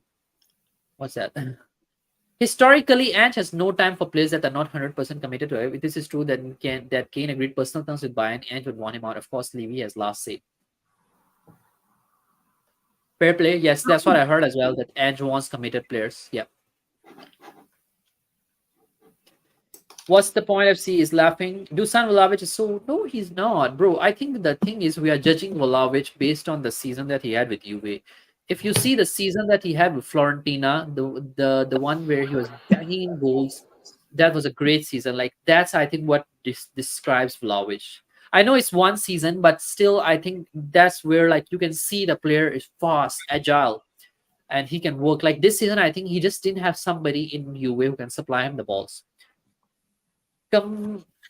Comparing him to Holland and Mbappe is peak. He is there, bro. Like who other? Maybe Oshiman, yes, you can say. But other than that, I don't see any of the young strikers that are like that. Sorry, I want to have my dinner. Big up, bro. What did you have for dinner, Hoiberg, in India? Since you're joining us from here, let me know what you had for dinner. I had today very nice beef karahi today. That was good, great. By the way, guys, all those of you all who are celebrating Eid, by the way, Eid Mubarak to all those of you guys. Yeah, I usually get a lot of Hari Raya open houses. Then sometimes I go and join them, and I get a lot of yummy foods there. Vlahovic won't join us, but I want him. He will be the next big striker in the league after Holland. Kane retires till that time. I completely see. I'm not the only one who thinks that, guys. That guy has something special about him. Like, write it down. Fresh, you wanna say something? Vlahovic is special, but I don't think he will be. He will be the next big thing, but he won't. I'd see him being in the top 5 best players for in the future.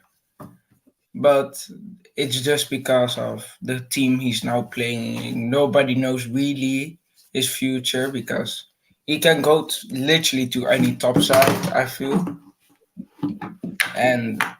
But no one except Man United and Chelsea really need a striker. Oh yeah, and Real Madrid. So it's a really just wait.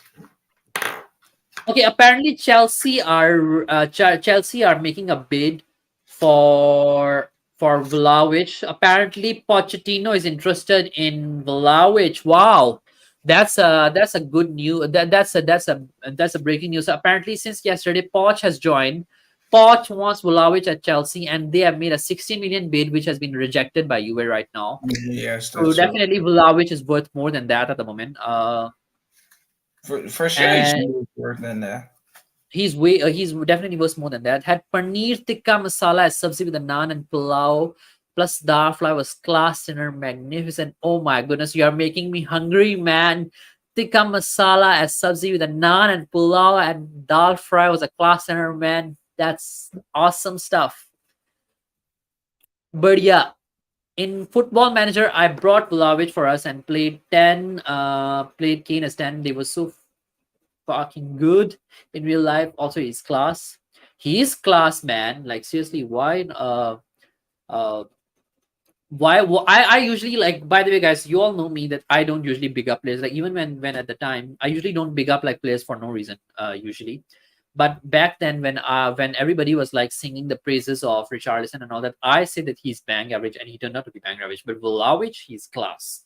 I've seen him. By the way, big up Corey boy. How you doing? Just in the middle of washing up, listening to the stream, thought I'd jump in. What are you washing up? Don't tell me you're washing up something else. Oh yeah, no, Well, just after dinner, mate. Just after dinner time. just after dinner. Okay. What do you had for dinner? A traditional Sunday roast here in England, so you know, Yorkshire pudding chicken. Nice, man. Nice. The good shit. You all are having The some good really shit. good meals today. Somebody just now was teasing me for some Indian meal, man. Like now you have having roasted meal. Wow. Let me read out some of the comments now here. Levy is the biggest problem. Good players doesn't want to come in because they know it will. There's no ambition with this honor. He sacked 2 world-class managers for nothing, never backed them properly. Yes, exactly my point here. Like if some big players were to come, I think Levy needs to firstly show that he is showing some form of ambition, some form of attention. He is giving the decision making powers in the hands of the managers. I think that's another thing, that if the players really look up to the manager, I think what they will also try to sort of like observe is that whether the manager has a full say in the transfer window or not. Like let's just say somebody is a fan of Ange system and Ange football and all that. I think that particular player would also want to see that how much of a control does Ange has in terms of his transfers, and then only that particular player would join. And yeah, by the way, Corey boy, I want to ask you: do you think Vicario would be our first goalkeeper, or do you think we would sign another goalkeeper on top of that? Yeah, there could be another backup to Venom, but it's all depending on who we're going to scout. I mean, we can't hold on to a 35, 36-year-old as a backup because there's no point, because he's not going to get any game time. At least if you sign a decent aged younger backup, they have the chance to learn the system with the new manager, have a chance to train the team. I mean, I was happy that we got Venom. And at the end of the day, I do watch more than just the Premiership. So watching a player of his goalkeeping talents come to us was a key signing for us, I feel. And then getting Madders in, I was surprised by that deal. I really didn't think it would come to us. I really thought Newcastle were going to cheekily offload some players on the cheap just so they can meet their FFP. Yep. By the way, let me go back to Fresh. Fresh, do you think that Spurs should sign another goalkeeper, or do you think Vicario is like a good goalkeeper to just have? Listening from a rival point of view. Didn't you guys were in for Rhea from Brentford? Yeah, we were, but 40 million was too much for Daniel Levy. Oh, I don't really know the guy, so. But how old is he? 25, 26, something like that. Not too old. 26, I think, is like, who was that? Corey, but you were the one, right, telling me that 26 is like the prime age or a good age for a goalkeeper to like have a new career, sort of like that's where their career is sort of like defined. You can say that they're experienced to take over as a first team goalkeeper. Is that normally a goalkeeper's prime, unless you're a freak like Donamora, your prime really comes in when you're around 26, 27. Sometimes they say it's later, but I've always seen goalkeepers peak and get better from their mid-20s upwards. That's just me as a goalkeeper myself. I mean, I study goalkeepers like nothing, being chance that I nearly made it pro myself, but that's a story in another day. I get excited for a decent goalkeeper. Seeing some us actually doing a proper scout on Vic over David Raya was probably a good bit of business as well.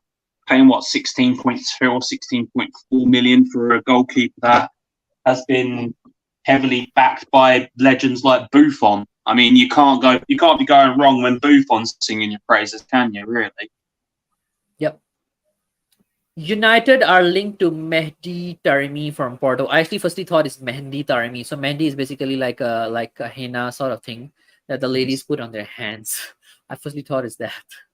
I think Højbjerg would know what I'm talking about. If anyone asked me, I would want Richie or Vlahovic. I would have said Vlahovic.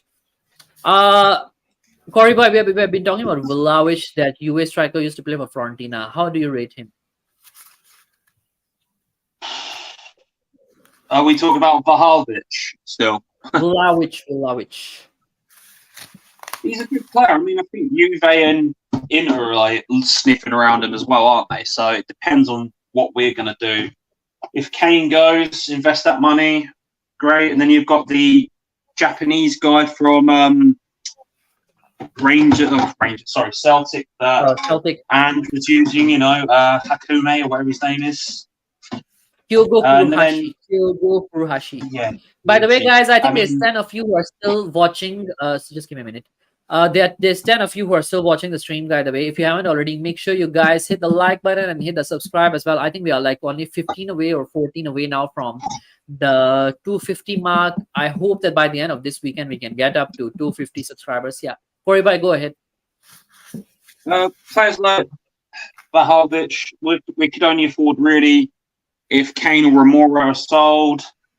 I can't see us selling Remora. We've only seen him good for about 9 months out of nearly 2 years that we've had him.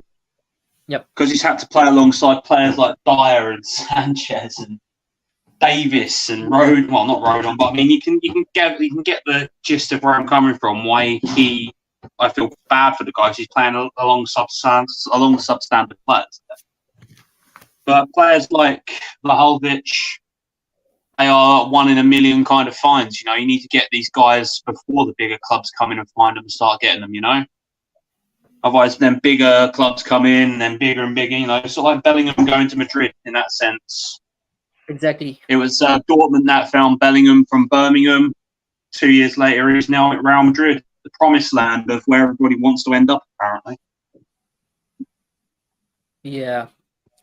Hoiberg say, I think Vicario would be our first goalkeeper and Foster is second and third would be Austin and Whiteman. Yes, I get that. By the way, I just want to talk about this particular thing.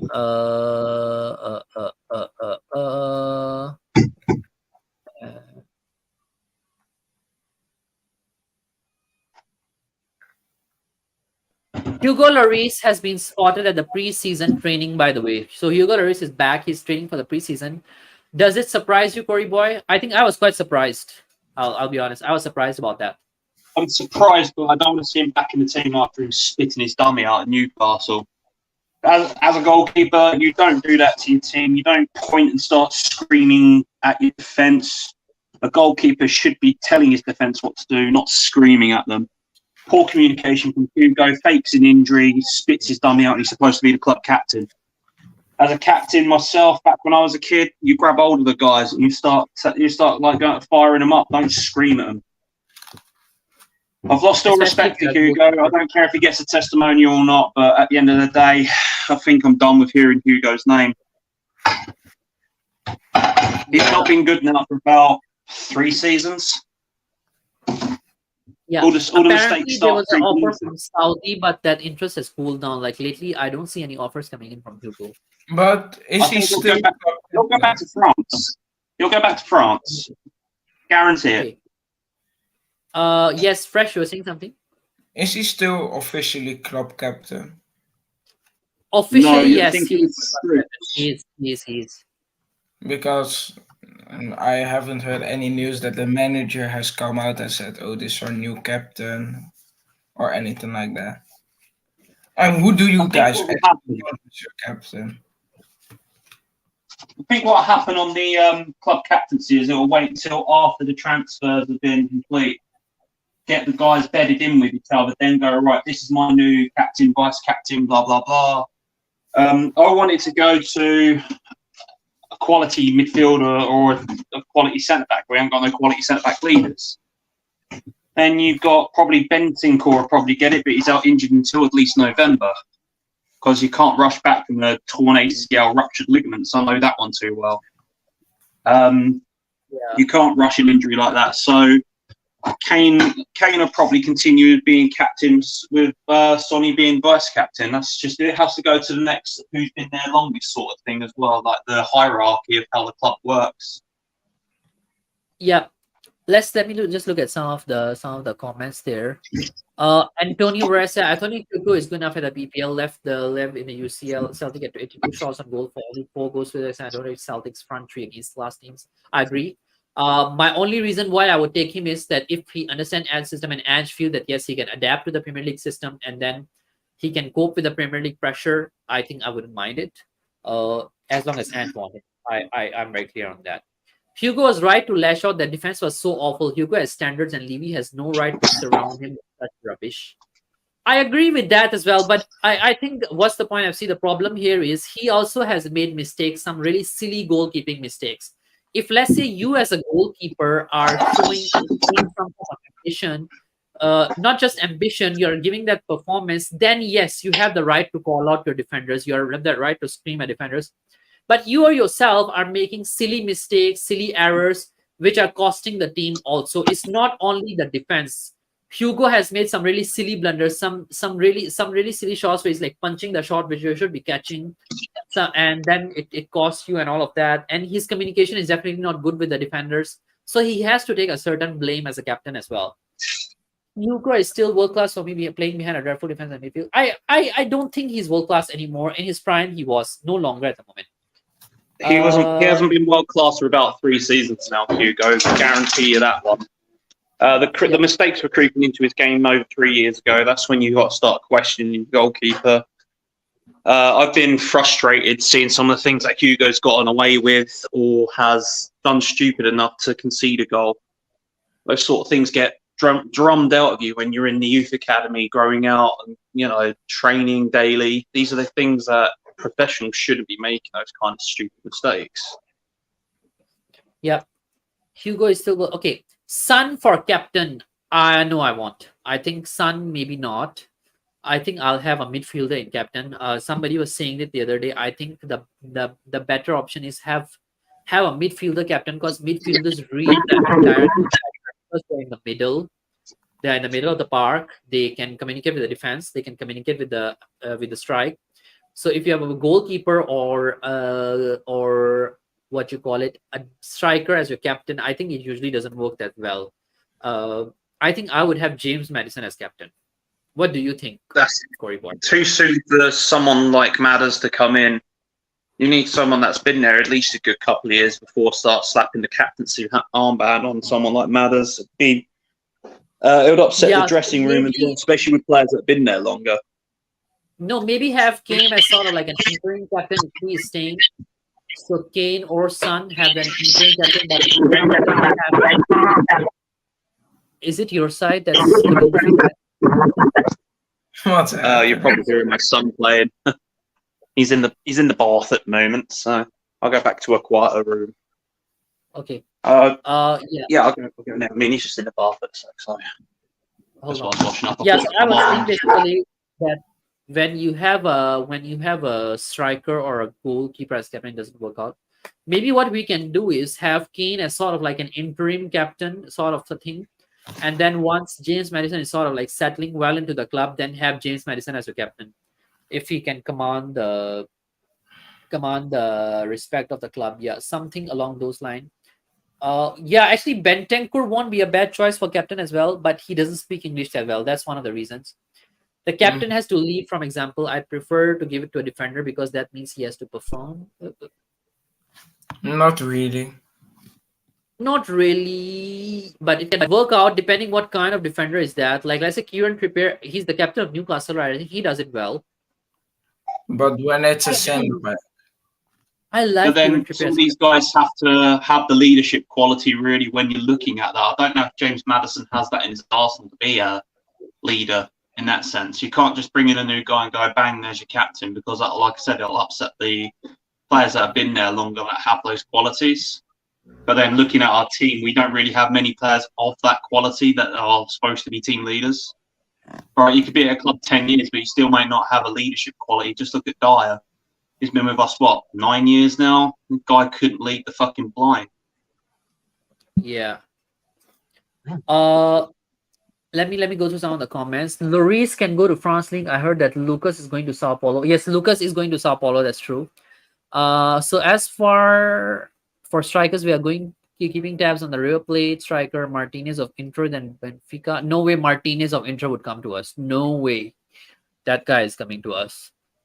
Hugo is known as FCK. Behind that defense as Rafa midfield that leagues breaking down. Hugo is still world class, very strong. Exactly. The other thing also about Hugo is I don't rate his sweeping skills. I don't think he's a good sweeper. He's never been a good sweeper keeper. He's been a good shot stopper. He's never been great with distribution. He's literally just what epitomises to be an old-fashioned goalkeeper.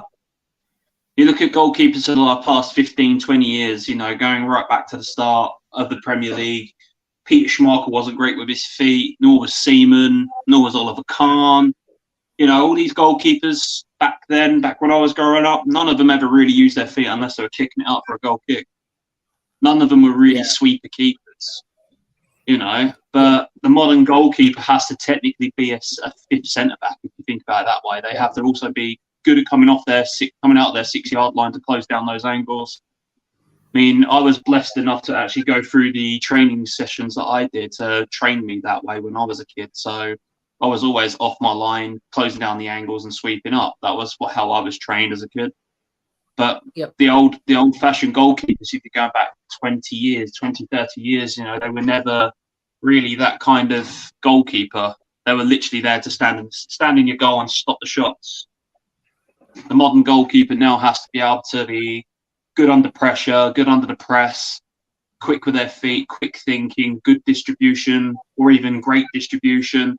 They have to be good with their hands. They have to be able to catch. I mean, I've seen so many videos of Venom parrying it, but as a goalkeeper, you have to understand that you only have a split second to make that decision whether you're going to be punching out or catching it. You've got that split second to make that decision. Yep. What's the point? As he said, no, mate, you can't blame it just on one man. It's a defense with his championship, and our midfield is awful, constantly losing the ball by adding pressure on defense. I get it. What's the point, FC? So I'll be fair to Hugo as well, but I think at times Hugo has made certain mistakes, which showed that he is also not up to that level at the moment. Like he was making silly mistakes, which are defined, I think, in sports as unforced errors. If you're making those, then sometimes you can't command the confidence of your defense and your midfield as well, and you lose You have out to have on command of your you have to have leadership command skill. of your area as a goalkeeper. We're in and around that 6 to 18 meter line up to the edge of the box. You have to have command of that area at all points as a goalkeeper. You have to tell your defenders where to be. There's a way of being a goalkeeper or being a club captain where you have to be able to talk to the lads properly, not scream and shout at them and throw your toys out your pram like Hugo's done previously now over the last 2-3 years. I can understand Hugo's trepidation of having Dyer and Davies and Sanchez and Rodon and players like that in front of you, whereas about 4 or 5 years ago he actually had a defence he could rely on with Walter, Vertonghen. You know, you got to look at the guy. He's had good defenders in front of him. He's not even world class with Vertonghen, Alderweireld, and players like that ilk. And then they leave us. What are you left with? The players that couldn't really get into the first team when Hodge was in charge of us. Apollo, stop. Hang on. Okay, your dog. The captain is for example. What are my opinion on new keeper signing? Is he any good? Yes, actually, Shakil, if you look at his stats, if you look at his performances, they are not bad in Syria. The only thing that kind of made me concerned is some of the misses he made last season in Syria. They were some of them were really clumsy. Like I was watching this montage somebody put up of all the goals that he conceded last season. Some of them were like some really silly ones. So I am a little bit concerned about his reflexes as a goalkeeper. Otherwise, there are some other things that he's very good at. I think his reflexes under pressure are not that great. If that's what you ask me.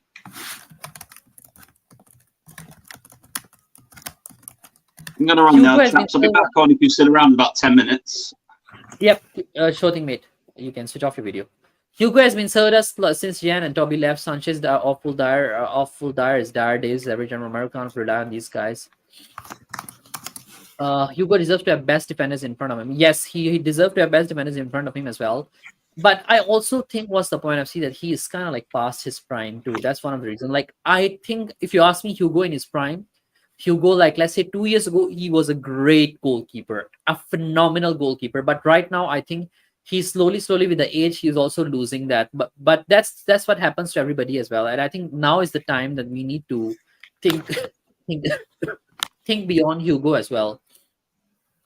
That's all I'm saying, by the way. I'm not saying that I think you can shout at I'm not against shouting at the players.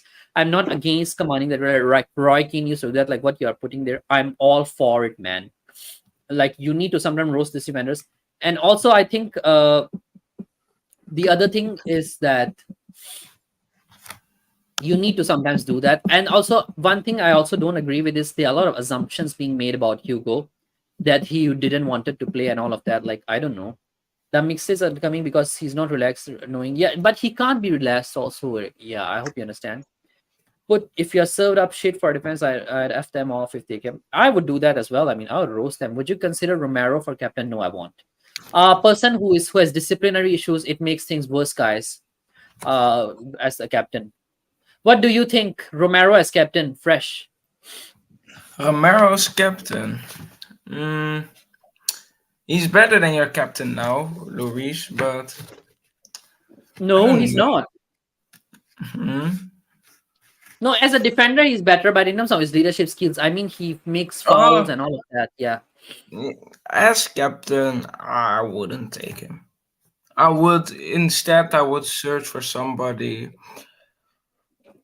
that has been longer at the club that the fans love, because now it's just the club and the fans are really apart from each other, and you guys really need someone that can bring you guys close together, and I don't think Romero is the one that can do that for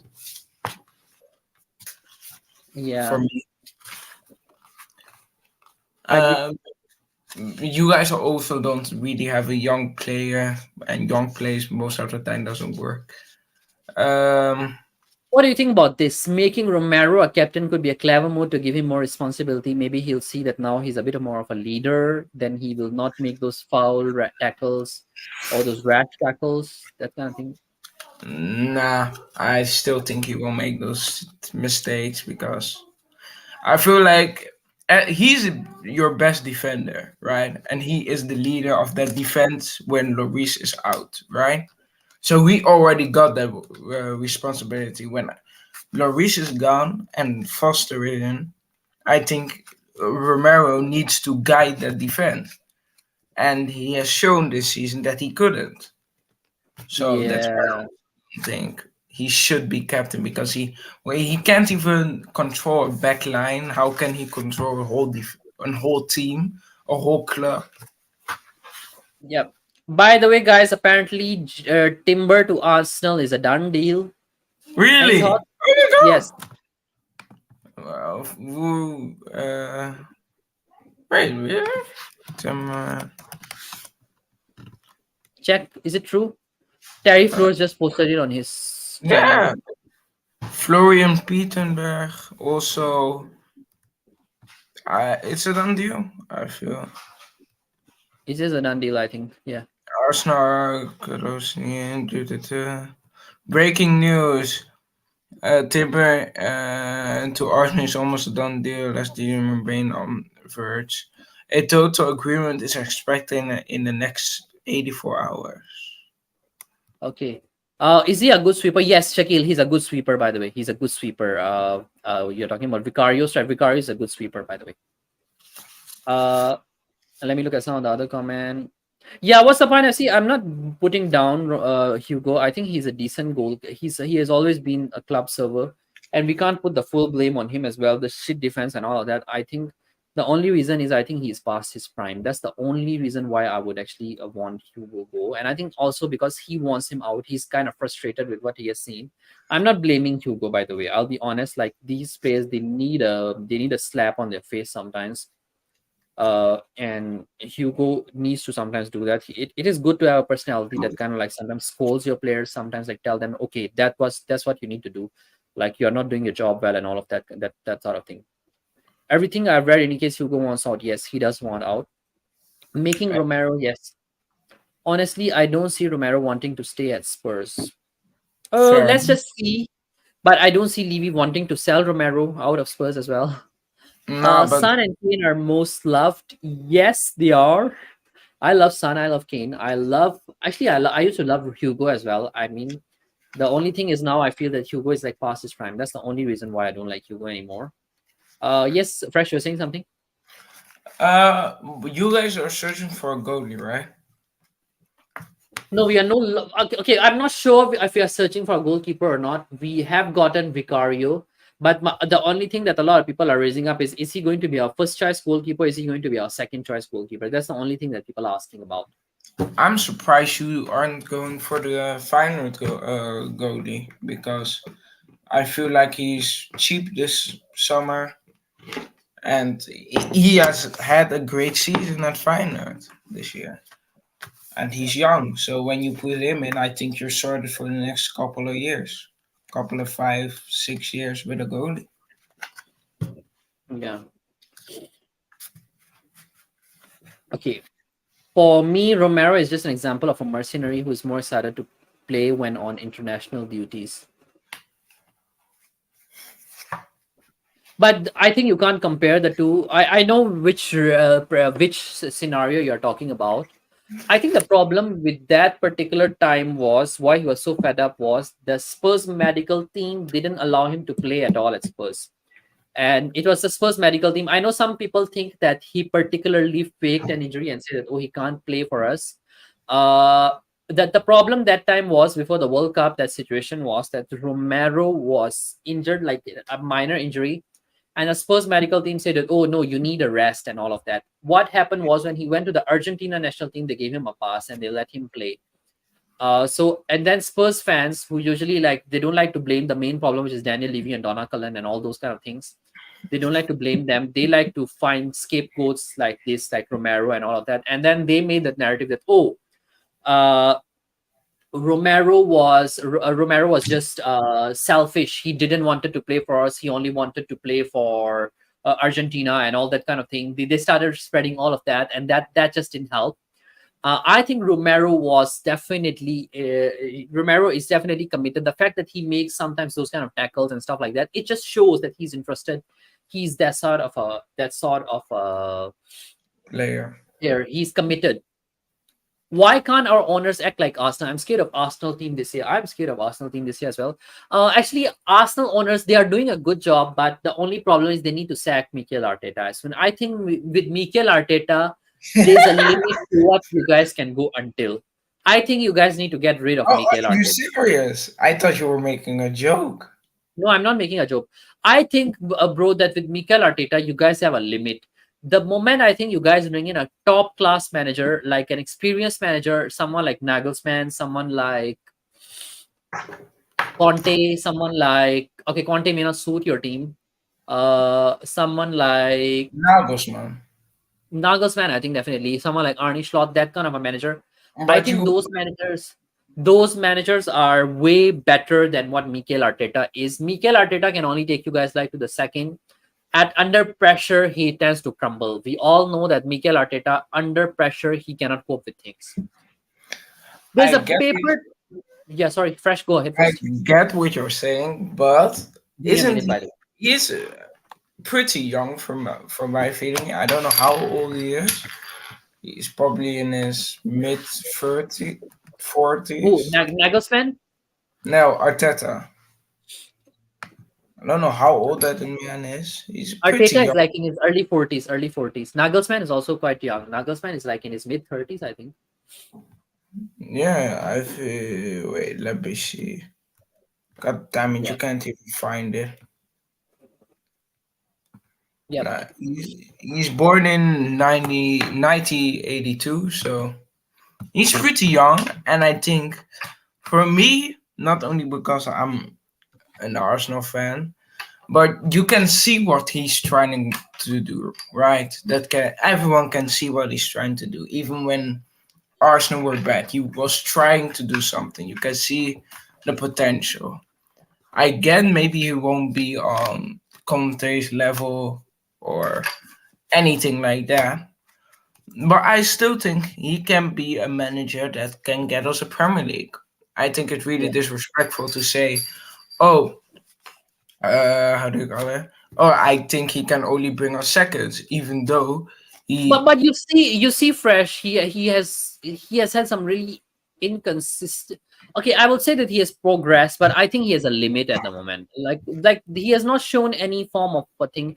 By What the is way, that? guys, there's 10 of you who are watching right now. Make sure you guys hit the subscribe button if you haven't already. Please, please, please, please, please. Get me to 250 subscribers as soon as possible. I'm already at 233. So I think if those of you who haven't subscribed and you're watching this channel, please subscribe. It doesn't cost for you to subscribe to the channel. Just you need to do is if you're on your phone, scroll down a bit. There's a subscribe button. Just press on that. If you're watching it on your PC or computer or Mac, just make a click on that subscribe button. I'm just going to take a 5 seconds pause for all those of you who haven't subscribed. Make sure you all subscribe. 5 seconds pause. All those of you, make sure you guys please, please, please, please subscribe. I need some subscribers. I want to hit thousands I want to hit 1,000 by September. I'm aiming for that, but at this rate, I can't. If I do a stream every day, maybe I can. Oh, what do we got? Every day, that's gonna be exhausting. Every day talking 1.5 hours. I couldn't do that, man. Yeah. Lucas Posito has said that Galatasaray have put in a 9 million euro bid for the God. For goodness sake, let's just send him there. I would drive him down. I will actually pay for his taxi and I'll send him down I there. would pay for his taxi. Just Yeah, let by it- the way, this is what I wanted to show you, Fresh. Fresh, you see Nagelsmann is 35, Arteta is 41. Already you Mhm. can see a big difference between how Nagelsmann deals with things and how Arteta deals with things. I think Nagelsmann is a better manager. Isn't Nagelsmann played probably at the top three best clubs, top three best club in the world? That's Bayern. So Yeah, he is. I That's why feel like he it's makes a lot easier than Arsenal for me to it keep. is in a way easier, but still that league has different form of a pressure. Like you're supposed to win every single match. If you lose one match against Dortmund, then your league chances are at a risk. That sort of a thing as well. So you I can't get disregard that either. he's 35. Yep, he's Damn, 35. if he comes to Arsenal, he will just be 3 years older than Partey, something like Turkish that. outlet sports to say that the Istanbul club at 27 old. Take him, take him. I'll be so happy. I'll be happy for Galatasaray to take Sanchez. I'll be happy to for Nottingham Forest to take Sassignon. Take these guys, like offload my club. I don't want to see these guys at my club. Seriously, guys. Horrible players. They just waste my time and all that. I hate these people. Like seriously.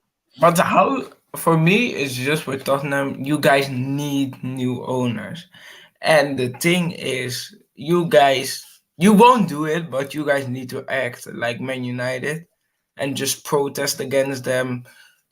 Make sure you half of the stadium is empty, that they don't get any money. No, this fan base won't protest. This Spurs fan base is full of pussies, full of idiots, idiots like this guy, this guy. It's Like who just know how to spread lies against people who are willing to take action against the club, and they would like to please Daniel Levy and love Daniel Levy so much and won't say anything or sort of a thing just so that they can I think get shortlisted on the Spurs fan advisory board. Like this guy, he's a liar. He's the biggest liar in the Spurs community, by the way. You know what this guy has started doing recently? Maybe some of you who may not know.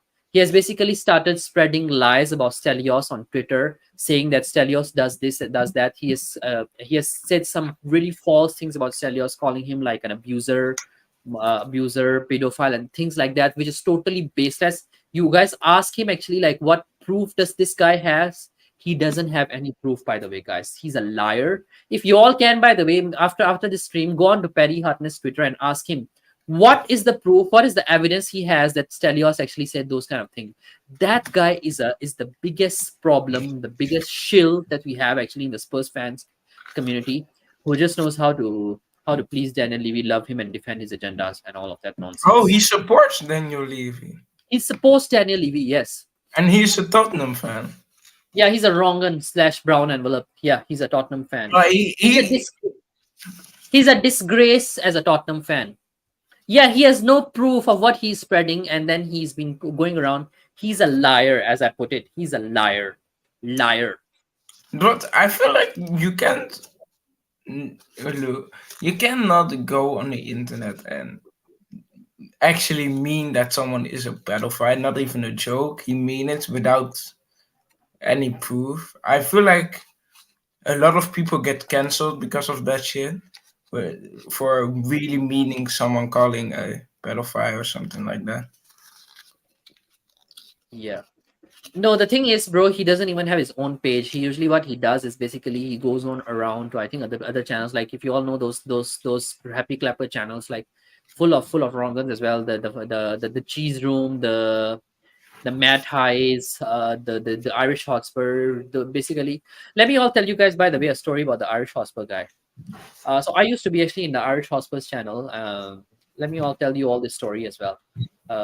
I'm not scared of this, by the way. I used to be in Irish Hospital channel, and first of all, actually, I used to be on quite good terms with them. I used to even help out them with a little bit of their content as well. Like he used to ask me to like make his pre-video trailer sort of thing that he can add in front of his video. I used to do some editing work for him back then.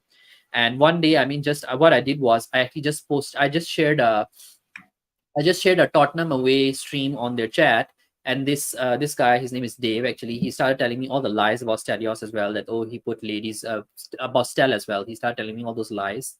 And then when I inquired about that one day, I actually went to Will Stewart's stream, and then I found out that exactly what Dave told me was all lies. And Dave usually used people for his own benefits. When Dave found out that actually he saw me on Tottenham away, what he did was he actually kicked me out of his chat group. Like, I mean, what the heck? I was helping Dave without any form of compensation, without any form of benefit. I was just helping him out for like just helping him out for the sake of helping him out. Someone like me who has helped him out with something like that, like I was helping him with his video trailer and all that. I mean, I won't say that I did a lot of that. I did a bit of that, but at least like that, someone like that, you at least showed that person a bit of appreciation instead of showing that sort of appreciation. When he saw me that I was on Tottenham away, he kicked me out of his chat group, by the way. Never even told me like why he kicked me out of the chat group. Just like that, kicked me out, and yeah, left me. And I was like, yeah, you can go for yourself. I actually joined the other channels. Then since then I've been with them, and they are good people basically. Like Stelios, Will, and all the people on Tottenham away, they are way better people than these guys on that do streams with Paddy. Some of the names are basically the Cheese Room, the Irish Hotspur, that guy on THFC Till I Die, Dermot, he's another fraud. Then that other Shil Mia, she's another wrong one in the community. She's a Levy lover who takes the Levy vaccine daily. I'll say that nobody talks more crap than her on YouTube. Then there are some others as well, like Matt Highs. Those guys, they are all basically just full of crap. They all talk crap nonstop on their channels, and right now they are behind Stel, and I hate them so much. I tell you guys. But anyways, guys, Paddy is basically a brown envelope, Levy brown But envelope. your owners are really stupid, I feel. Because now the thing is, Pau Torres, the defender, is going to Aston Villa for Yeah, 32 million. You guys exactly. could easily pay him, and it would be a great combination of Pau Torres and Romero, in my opinion. It wouldn't be the best in the league, that for I sure. think Tapsoba is better than Pau Torres. But Tapsoba would probably cost more because he's a bit younger, and a lot of clubs want him, I feel. Yeah, So I feel, and to be fair, Pau Torres was a couple of seasons 60 mil worth. A lot of clubs wanted yeah, him, like Man United. This year, everyone wanted him, and then he just didn't go. yeah. Okay, he's a wrong one with the moment. Why doesn't Stelios take him to court then? Okay, I think the problem is because he's an Irish citizen. He's not a British citizen. That's why I think you can't take him to court for that. Plus, also when you need to take people to court, I think you need to pay the lawyer fee and all of that. I think there's a bit of a drama as well. Then you need to go through the case as well. So I think Yeah, it's not, these kind of people are not worth that sort of a hassle and that attention. Yeah. Reposa Sevilla and financial. Sorry, brother. Can you pronounce the accuser's name slower? As sometimes your accent is too fast for me. So all these wrong channels, all these crap YouTubers basically, and I'll name names. I won't mind. People like Paddy. He's basically one person. He's awful human. He's Paddy Hartnett. His name is Paddy Hartnett. You all can go and check him out on Twitter. Hartnett 1977 is his Twitter, by the way. Hartnett, HART, and I'm putting it out there in the comments, by the way, for all those of you. Hartnett 1977. He has made posts there about Stelios, by the way. You all can go check it out and check out what he's been talking about Stelios. Ask him like, what's the evidence? What's the evidence for the things that he has been accusing Stelios of? He doesn't have an evidence.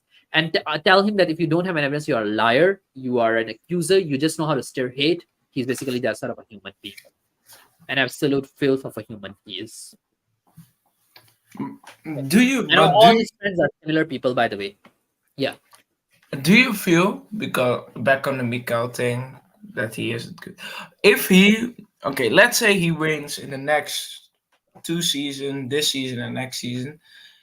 Imagine he wins an FA Cup. He wins. Now, let's say he only wins the Premier League in 2 seasons, and he will spend probably after those 2 seasons, he probably will have spent 1 billion since 2020. Do you then think he's good enough, or then you don't think he's good enough? Who you are talking about? Sorry. Mikel Arteta. If he spends 1 billion till the end of next season. I think he has to justify that with a trophy. Alright. And Yeah. is the Premier League good enough? Yeah, for sure. I think Premier League would be the one. I think Premier League or Champions I League think- we aren't gonna win, so don't say that. I think Premier League and a good performance in Champions League. Like he can't crash out of the group stage, by the way. No. If we crush out of the Kusa, I will Yeah. also make him. Good evening was the reason why Torres gone to the Aston Villa. His club, Clown Club, there will even reject that club. Aston Villa is a great club with a great manager, and they have a project. Like Tottenham doesn't have really a project. Yep. Hey, Okay. The cheese room were behind it previously. They basically started that whole drama. So what the cheese room fellows started doing was there was this lady who used to appear on cheese room. She actually started doing some shit about Stelios quite a long while ago, where this all started. Her name was, I think, Shan or something like that. Basically, that's how I started. Okay. Now let me clarify this. Mia is not involved in this at the moment. Mia is basically just friends with Paddy. She's not involved with this. I'll be fair to her. She's not involved with this. Mia's problem is usually with me. So what I'm trying to say is basically all of them are same type of people. What Mia did was that Mia went to group chats. She started accusing me, saying that I abused her and Dermot. You all can go and check all the streams, all the chats. How can I abuse someone like Mia and Dermot like that? So that's what Mia did behind my back. That's why I don't like her. So basically, all of them are liars. What they do is basically, if you don't agree with a particular opinion that they have, and you call them out for that, it's considered abuse to them. Like if I call out Mia for her horrible opinions, to them is an abuse, which is not an abuse. So basically, that's what they all try to do. wait, she said that you abused her Yeah. physically. How can I abuse her? I am not physically. Apparently, I think according to her on internet. No, that's weird. And she's a YouTuber. Yeah. She makes So you YouTube can. videos. So basically, yes, as in on a YouTuber, she was saying to me that I abuse her. The problem with these people is that what they do is, I put my views on out that one day with Mia and her lot online. I was attacked for having a view different. Exactly. So what they do is that, let's say if you have a view different to these individuals, what they will do is they will attack you and they will make false accusations about you. That's what they did to me. That's what they did to. That's what they are doing to Stelios. That's what they did to a lot of my friends, actually, not just me. So like you can see Corey Boy, he put my views one day with Mia and her lot on, and he was attacked for having a view different to them. None of them have a clue on being a keeper, and they blast me. Exactly what. And yes, now you can hear from what's the point FC as well. Yes, Mia got me blocked from the Aussie guy. I stopped watching because he's just not interested to me. The same act all the time. He gets boring. Exactly like what they like. I mean, Jason is a nice guy, but basically the problem with Mia is she just basically like to stir problems for people. If you don't agree with her, you just don't agree with her. There's sometimes better way to disagree with people as well. You attack them, and also attacking them is fine. Like, okay, I sometimes attack YouTubers as well, by the way. But the fact that you accuse them falsely is where I draw my boundary lines. Like, I only went behind them when they started accusing me falsely. At one point, I was fine with these people until what they started doing was they went to the group chats and people sent me the screenshots where they actually told people that I abused individuals. They said they accused me of that I abused Mia and I abused Dermot. They said, okay, another one. One day I was actually on Dermot's chat and Dermot actually made a spelling mistake. I corrected him actually on that and I just left after that. After that, the guy said that, oh, you're making fun of me or you're mocking me because I have dyslexia. The guy doesn't even know that actually I had a mild dyslexia. until I was like, I think 6 or 7. After that, it got kind of like better. But I mean, still the dyslexia, that sort of thing, I think it stays with me. Sometimes, like even when I woke up as well, sometimes the world jumble up here and there a bit. So it happens with me sometimes as well. Like under stress, that kind of situation can actually affect you a bit as well. He didn't know about that. He at least put it in the chat. And okay, he put that in the chat and called me like I'm mocking him there. But then I also put a comment there that telling everybody that I have dyslexia. He immediately deleted that comment just to actually put me down. That's what these people like to do. Wait. So he made comments about you, and then somebody else said you abused her with talking. Yeah. And that it's weird. Yeah, the Tottenham fans is full of these kind of weirdos and wrongans and brown envelopes. Mia kept putting down medicine, and when I presented her with facts, she twists the subject to deflect to change. It's like she's been trained to turn people off. Exactly, she does that. She does that a lot of times. Like, she does that a lot of times. Like, yeah. Mia and Dermot speak as if they are members of the Tottenham board. Yes, they basically like to defend the Tottenham board. Basically, apparently, I remember once I was actually even on a stream with. I was watching one of their streams as well one time, and suddenly in the midst of a stream, actually Dermot got a call from someone from Tottenham. By the way, so why did they get a call from Tottenham board? By the way, I'm just curious. Actually, Dermot is such a flip flop. I tell you, Dermot is such a flip flop. Let me tell you guys. What he did was once when we started that purple and gold movement about Levy out and all that, he one day actually came on my show actually and he put there, oh, I'm Levy out now. I have to look for the comment, and he said that on one of my show. I went to his show and asked him like, okay, so Dermot, are you now Levy out? Then actually he deleted my comment, and then somebody else asked him in the comment like, why did you actually change your logo to purple and gold? Then he said, oh, I changed my logo to purple and gold because those are Wexford colors and I'm from Wexford County. That's the only reason I did that. Like such a flip-flop piece. They're all basically like that. I believe every human serves will like or feel like every human is slightly on the spectrum. Just my view. Yeah, exactly, man. Like every human has a suffering. What I did was like I didn't laugh at him or I didn't say anything in a mocking manner. All I did say to Dermot was like, oh, the spelling of something was wrong. That's all. Like I didn't even know that he has dyslexia back then. That's all. The trees roam, Chris Count, and all speak more like the board as to TLWT. Exactly, man. They are all basically nonsense. They all talk crap day in, day out. They only know how to talk crap, by the way. Cheese Room, Chris Collin, they're all shills. Basically, they get paid by Dan and Evie to all talk nonsense on their channels. I stopped watching them ages ago. It's not like being true to myself if I did watch them. Okay, I stopped watching the Cheese Room and Chris Collin. I have no interest. They are basically just very boring to watch all the same nonsense day in, day out again. But the Mia and Dermot, I just keep an eye sometimes on them because they sometimes tend to lie and spread rumors and said some fake stuff about people as well. So I just keep an eye on them usually to basically, they are basically exactly, man. Like this kind of thing, it happens, man. Like let's say, Corey boy, I just asked you, like let's say if somebody were to come and tell you that yeah, you make a spelling mistake, would you tell that person that yeah, that person is trying to abuse you? Like these people don't even know what abuse is basically. Like I'm trying to abuse people and I'm trying to bully people. Like they're like crybabies, who are just in primary. Like, oh, these people touched me. I'm like, oh, why this person is touching me? This person abused me. Like they're so sensitive, man. Like if you guys are that sensitive, don't come on YouTube, please, guys. Though all those of you, by the way, who do YouTubes, and if you all cannot take constructive criticism, please don't do YouTube. Seriously, if you all are that sensitive, get out of YouTube, and stay in your mummy's garage or stay in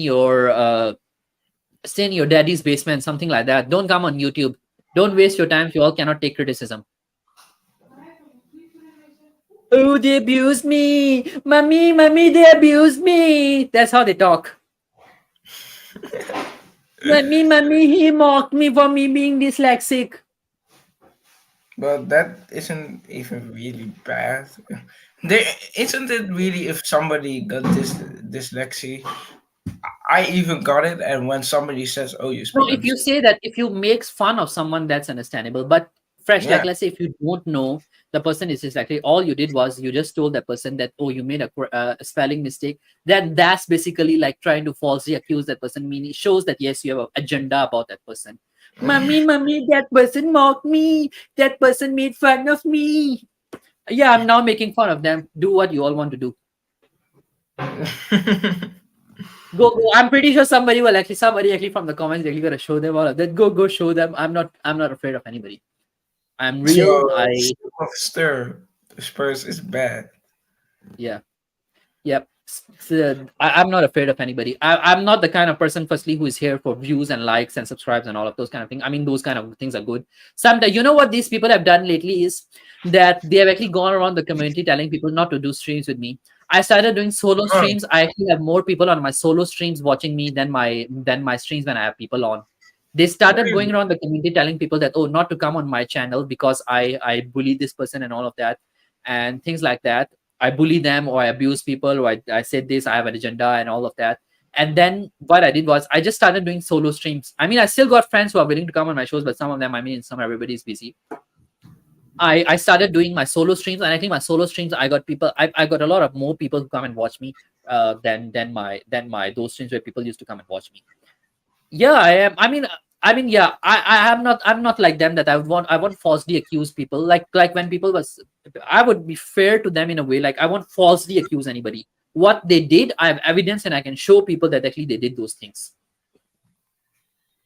Every fan base has them types in it. Yeah, every fan base has, but I think Spurs fans are just way shitter, like full Maybe of shit. because you guys don't have trophies and you guys are getting angry about it. Not just that, I think it's basically comes from the top. Basically, it's Daniel Levy. He has shields and Moes like Mia, Dermot, and all those kind of people in the community to create that kind of issues.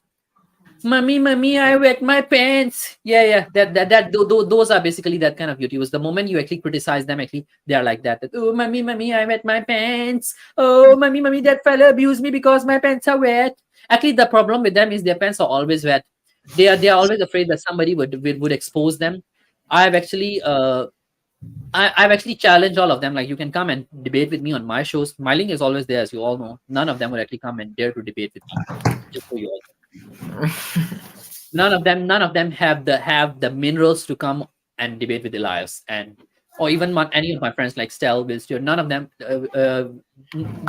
would come and debate with myself, Stel, or Wilster, because they know that if they come and debate with us, I would expose them and I would tell them that these people are liars who only spread biased stuff about this club, about this fan base, and they only know how to do this kind of nonsense.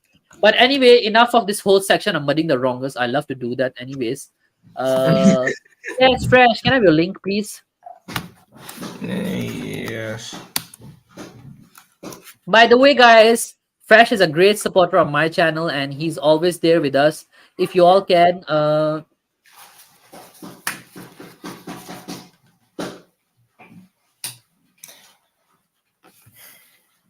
Does the link work?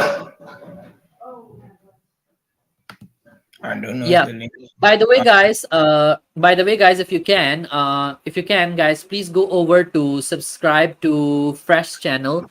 You guys, please hit a subscribe button on Fresh channel. If you all can, by the way, guys, all of you, please go on Fresh channel link there. The channel link is there. Please go and help him reach. How many subscribers you are at right now, Fresh? I don't know. I haven't watched really. Something around the 7 or something. Yeah, guys, if you guys can, I think there's 5 or 6 of you are still in the chat. If you guys can, please go and subscribe to Fresh channel. The link is there. Please go and support this guy. Although he's an Arsenal fan, but yeah, he's a great supporter, as you all can see. He's a level-headed Arsenal fan as well. Like, he's not one of those deluded happy clappers. He's a level-headed Arsenal fan, as you can see. Go and support this mate. And big up to every single one of you. And as always, I think today I'm done. Fresh, anything you want to say? When are you going live next? Hopefully tomorrow. I think tomorrow. If the Declan Rice deal is confirmed about the club, then I will for sure stream, but probably tomorrow. Great. But big up, guys. That's all from me today. And yeah, remember, Paddy Hartnett is a liar. Paddy Hartnett is a liar. Go over to Hartnett1977 asking for evidence of all the lies that he has been spreading on Stelios. Yeah.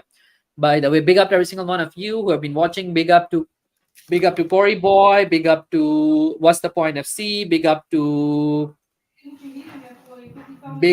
who else was here just now? Big up to Rifle 2. Big up to Antonius Varias. Big up to Shaquille, who was there with me. Big up to who else was there just now? Big up to Hoiberg joining me all the way from India. Big up to NVR5822. Big up to what's the point of see you here again? Who else was there? Big up to Graham, who I thought that was firstly linked with Will Stewart, but he's not. Big up to who else was here? Big up to Swarog BG. Big up to Jonna Takalua. Big up to Spurs Live. Josh was here with us just now. Big up to who else was here just now with us? Big up to Saris. Saris was here with us just now as well. Big up to who else? Yeah, that's about it. If I miss your name, my apologies. I try to go through every single one of you.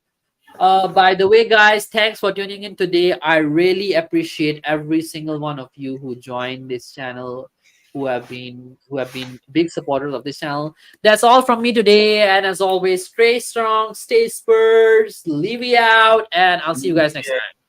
Whoa. And Petty Hotnet is a liar.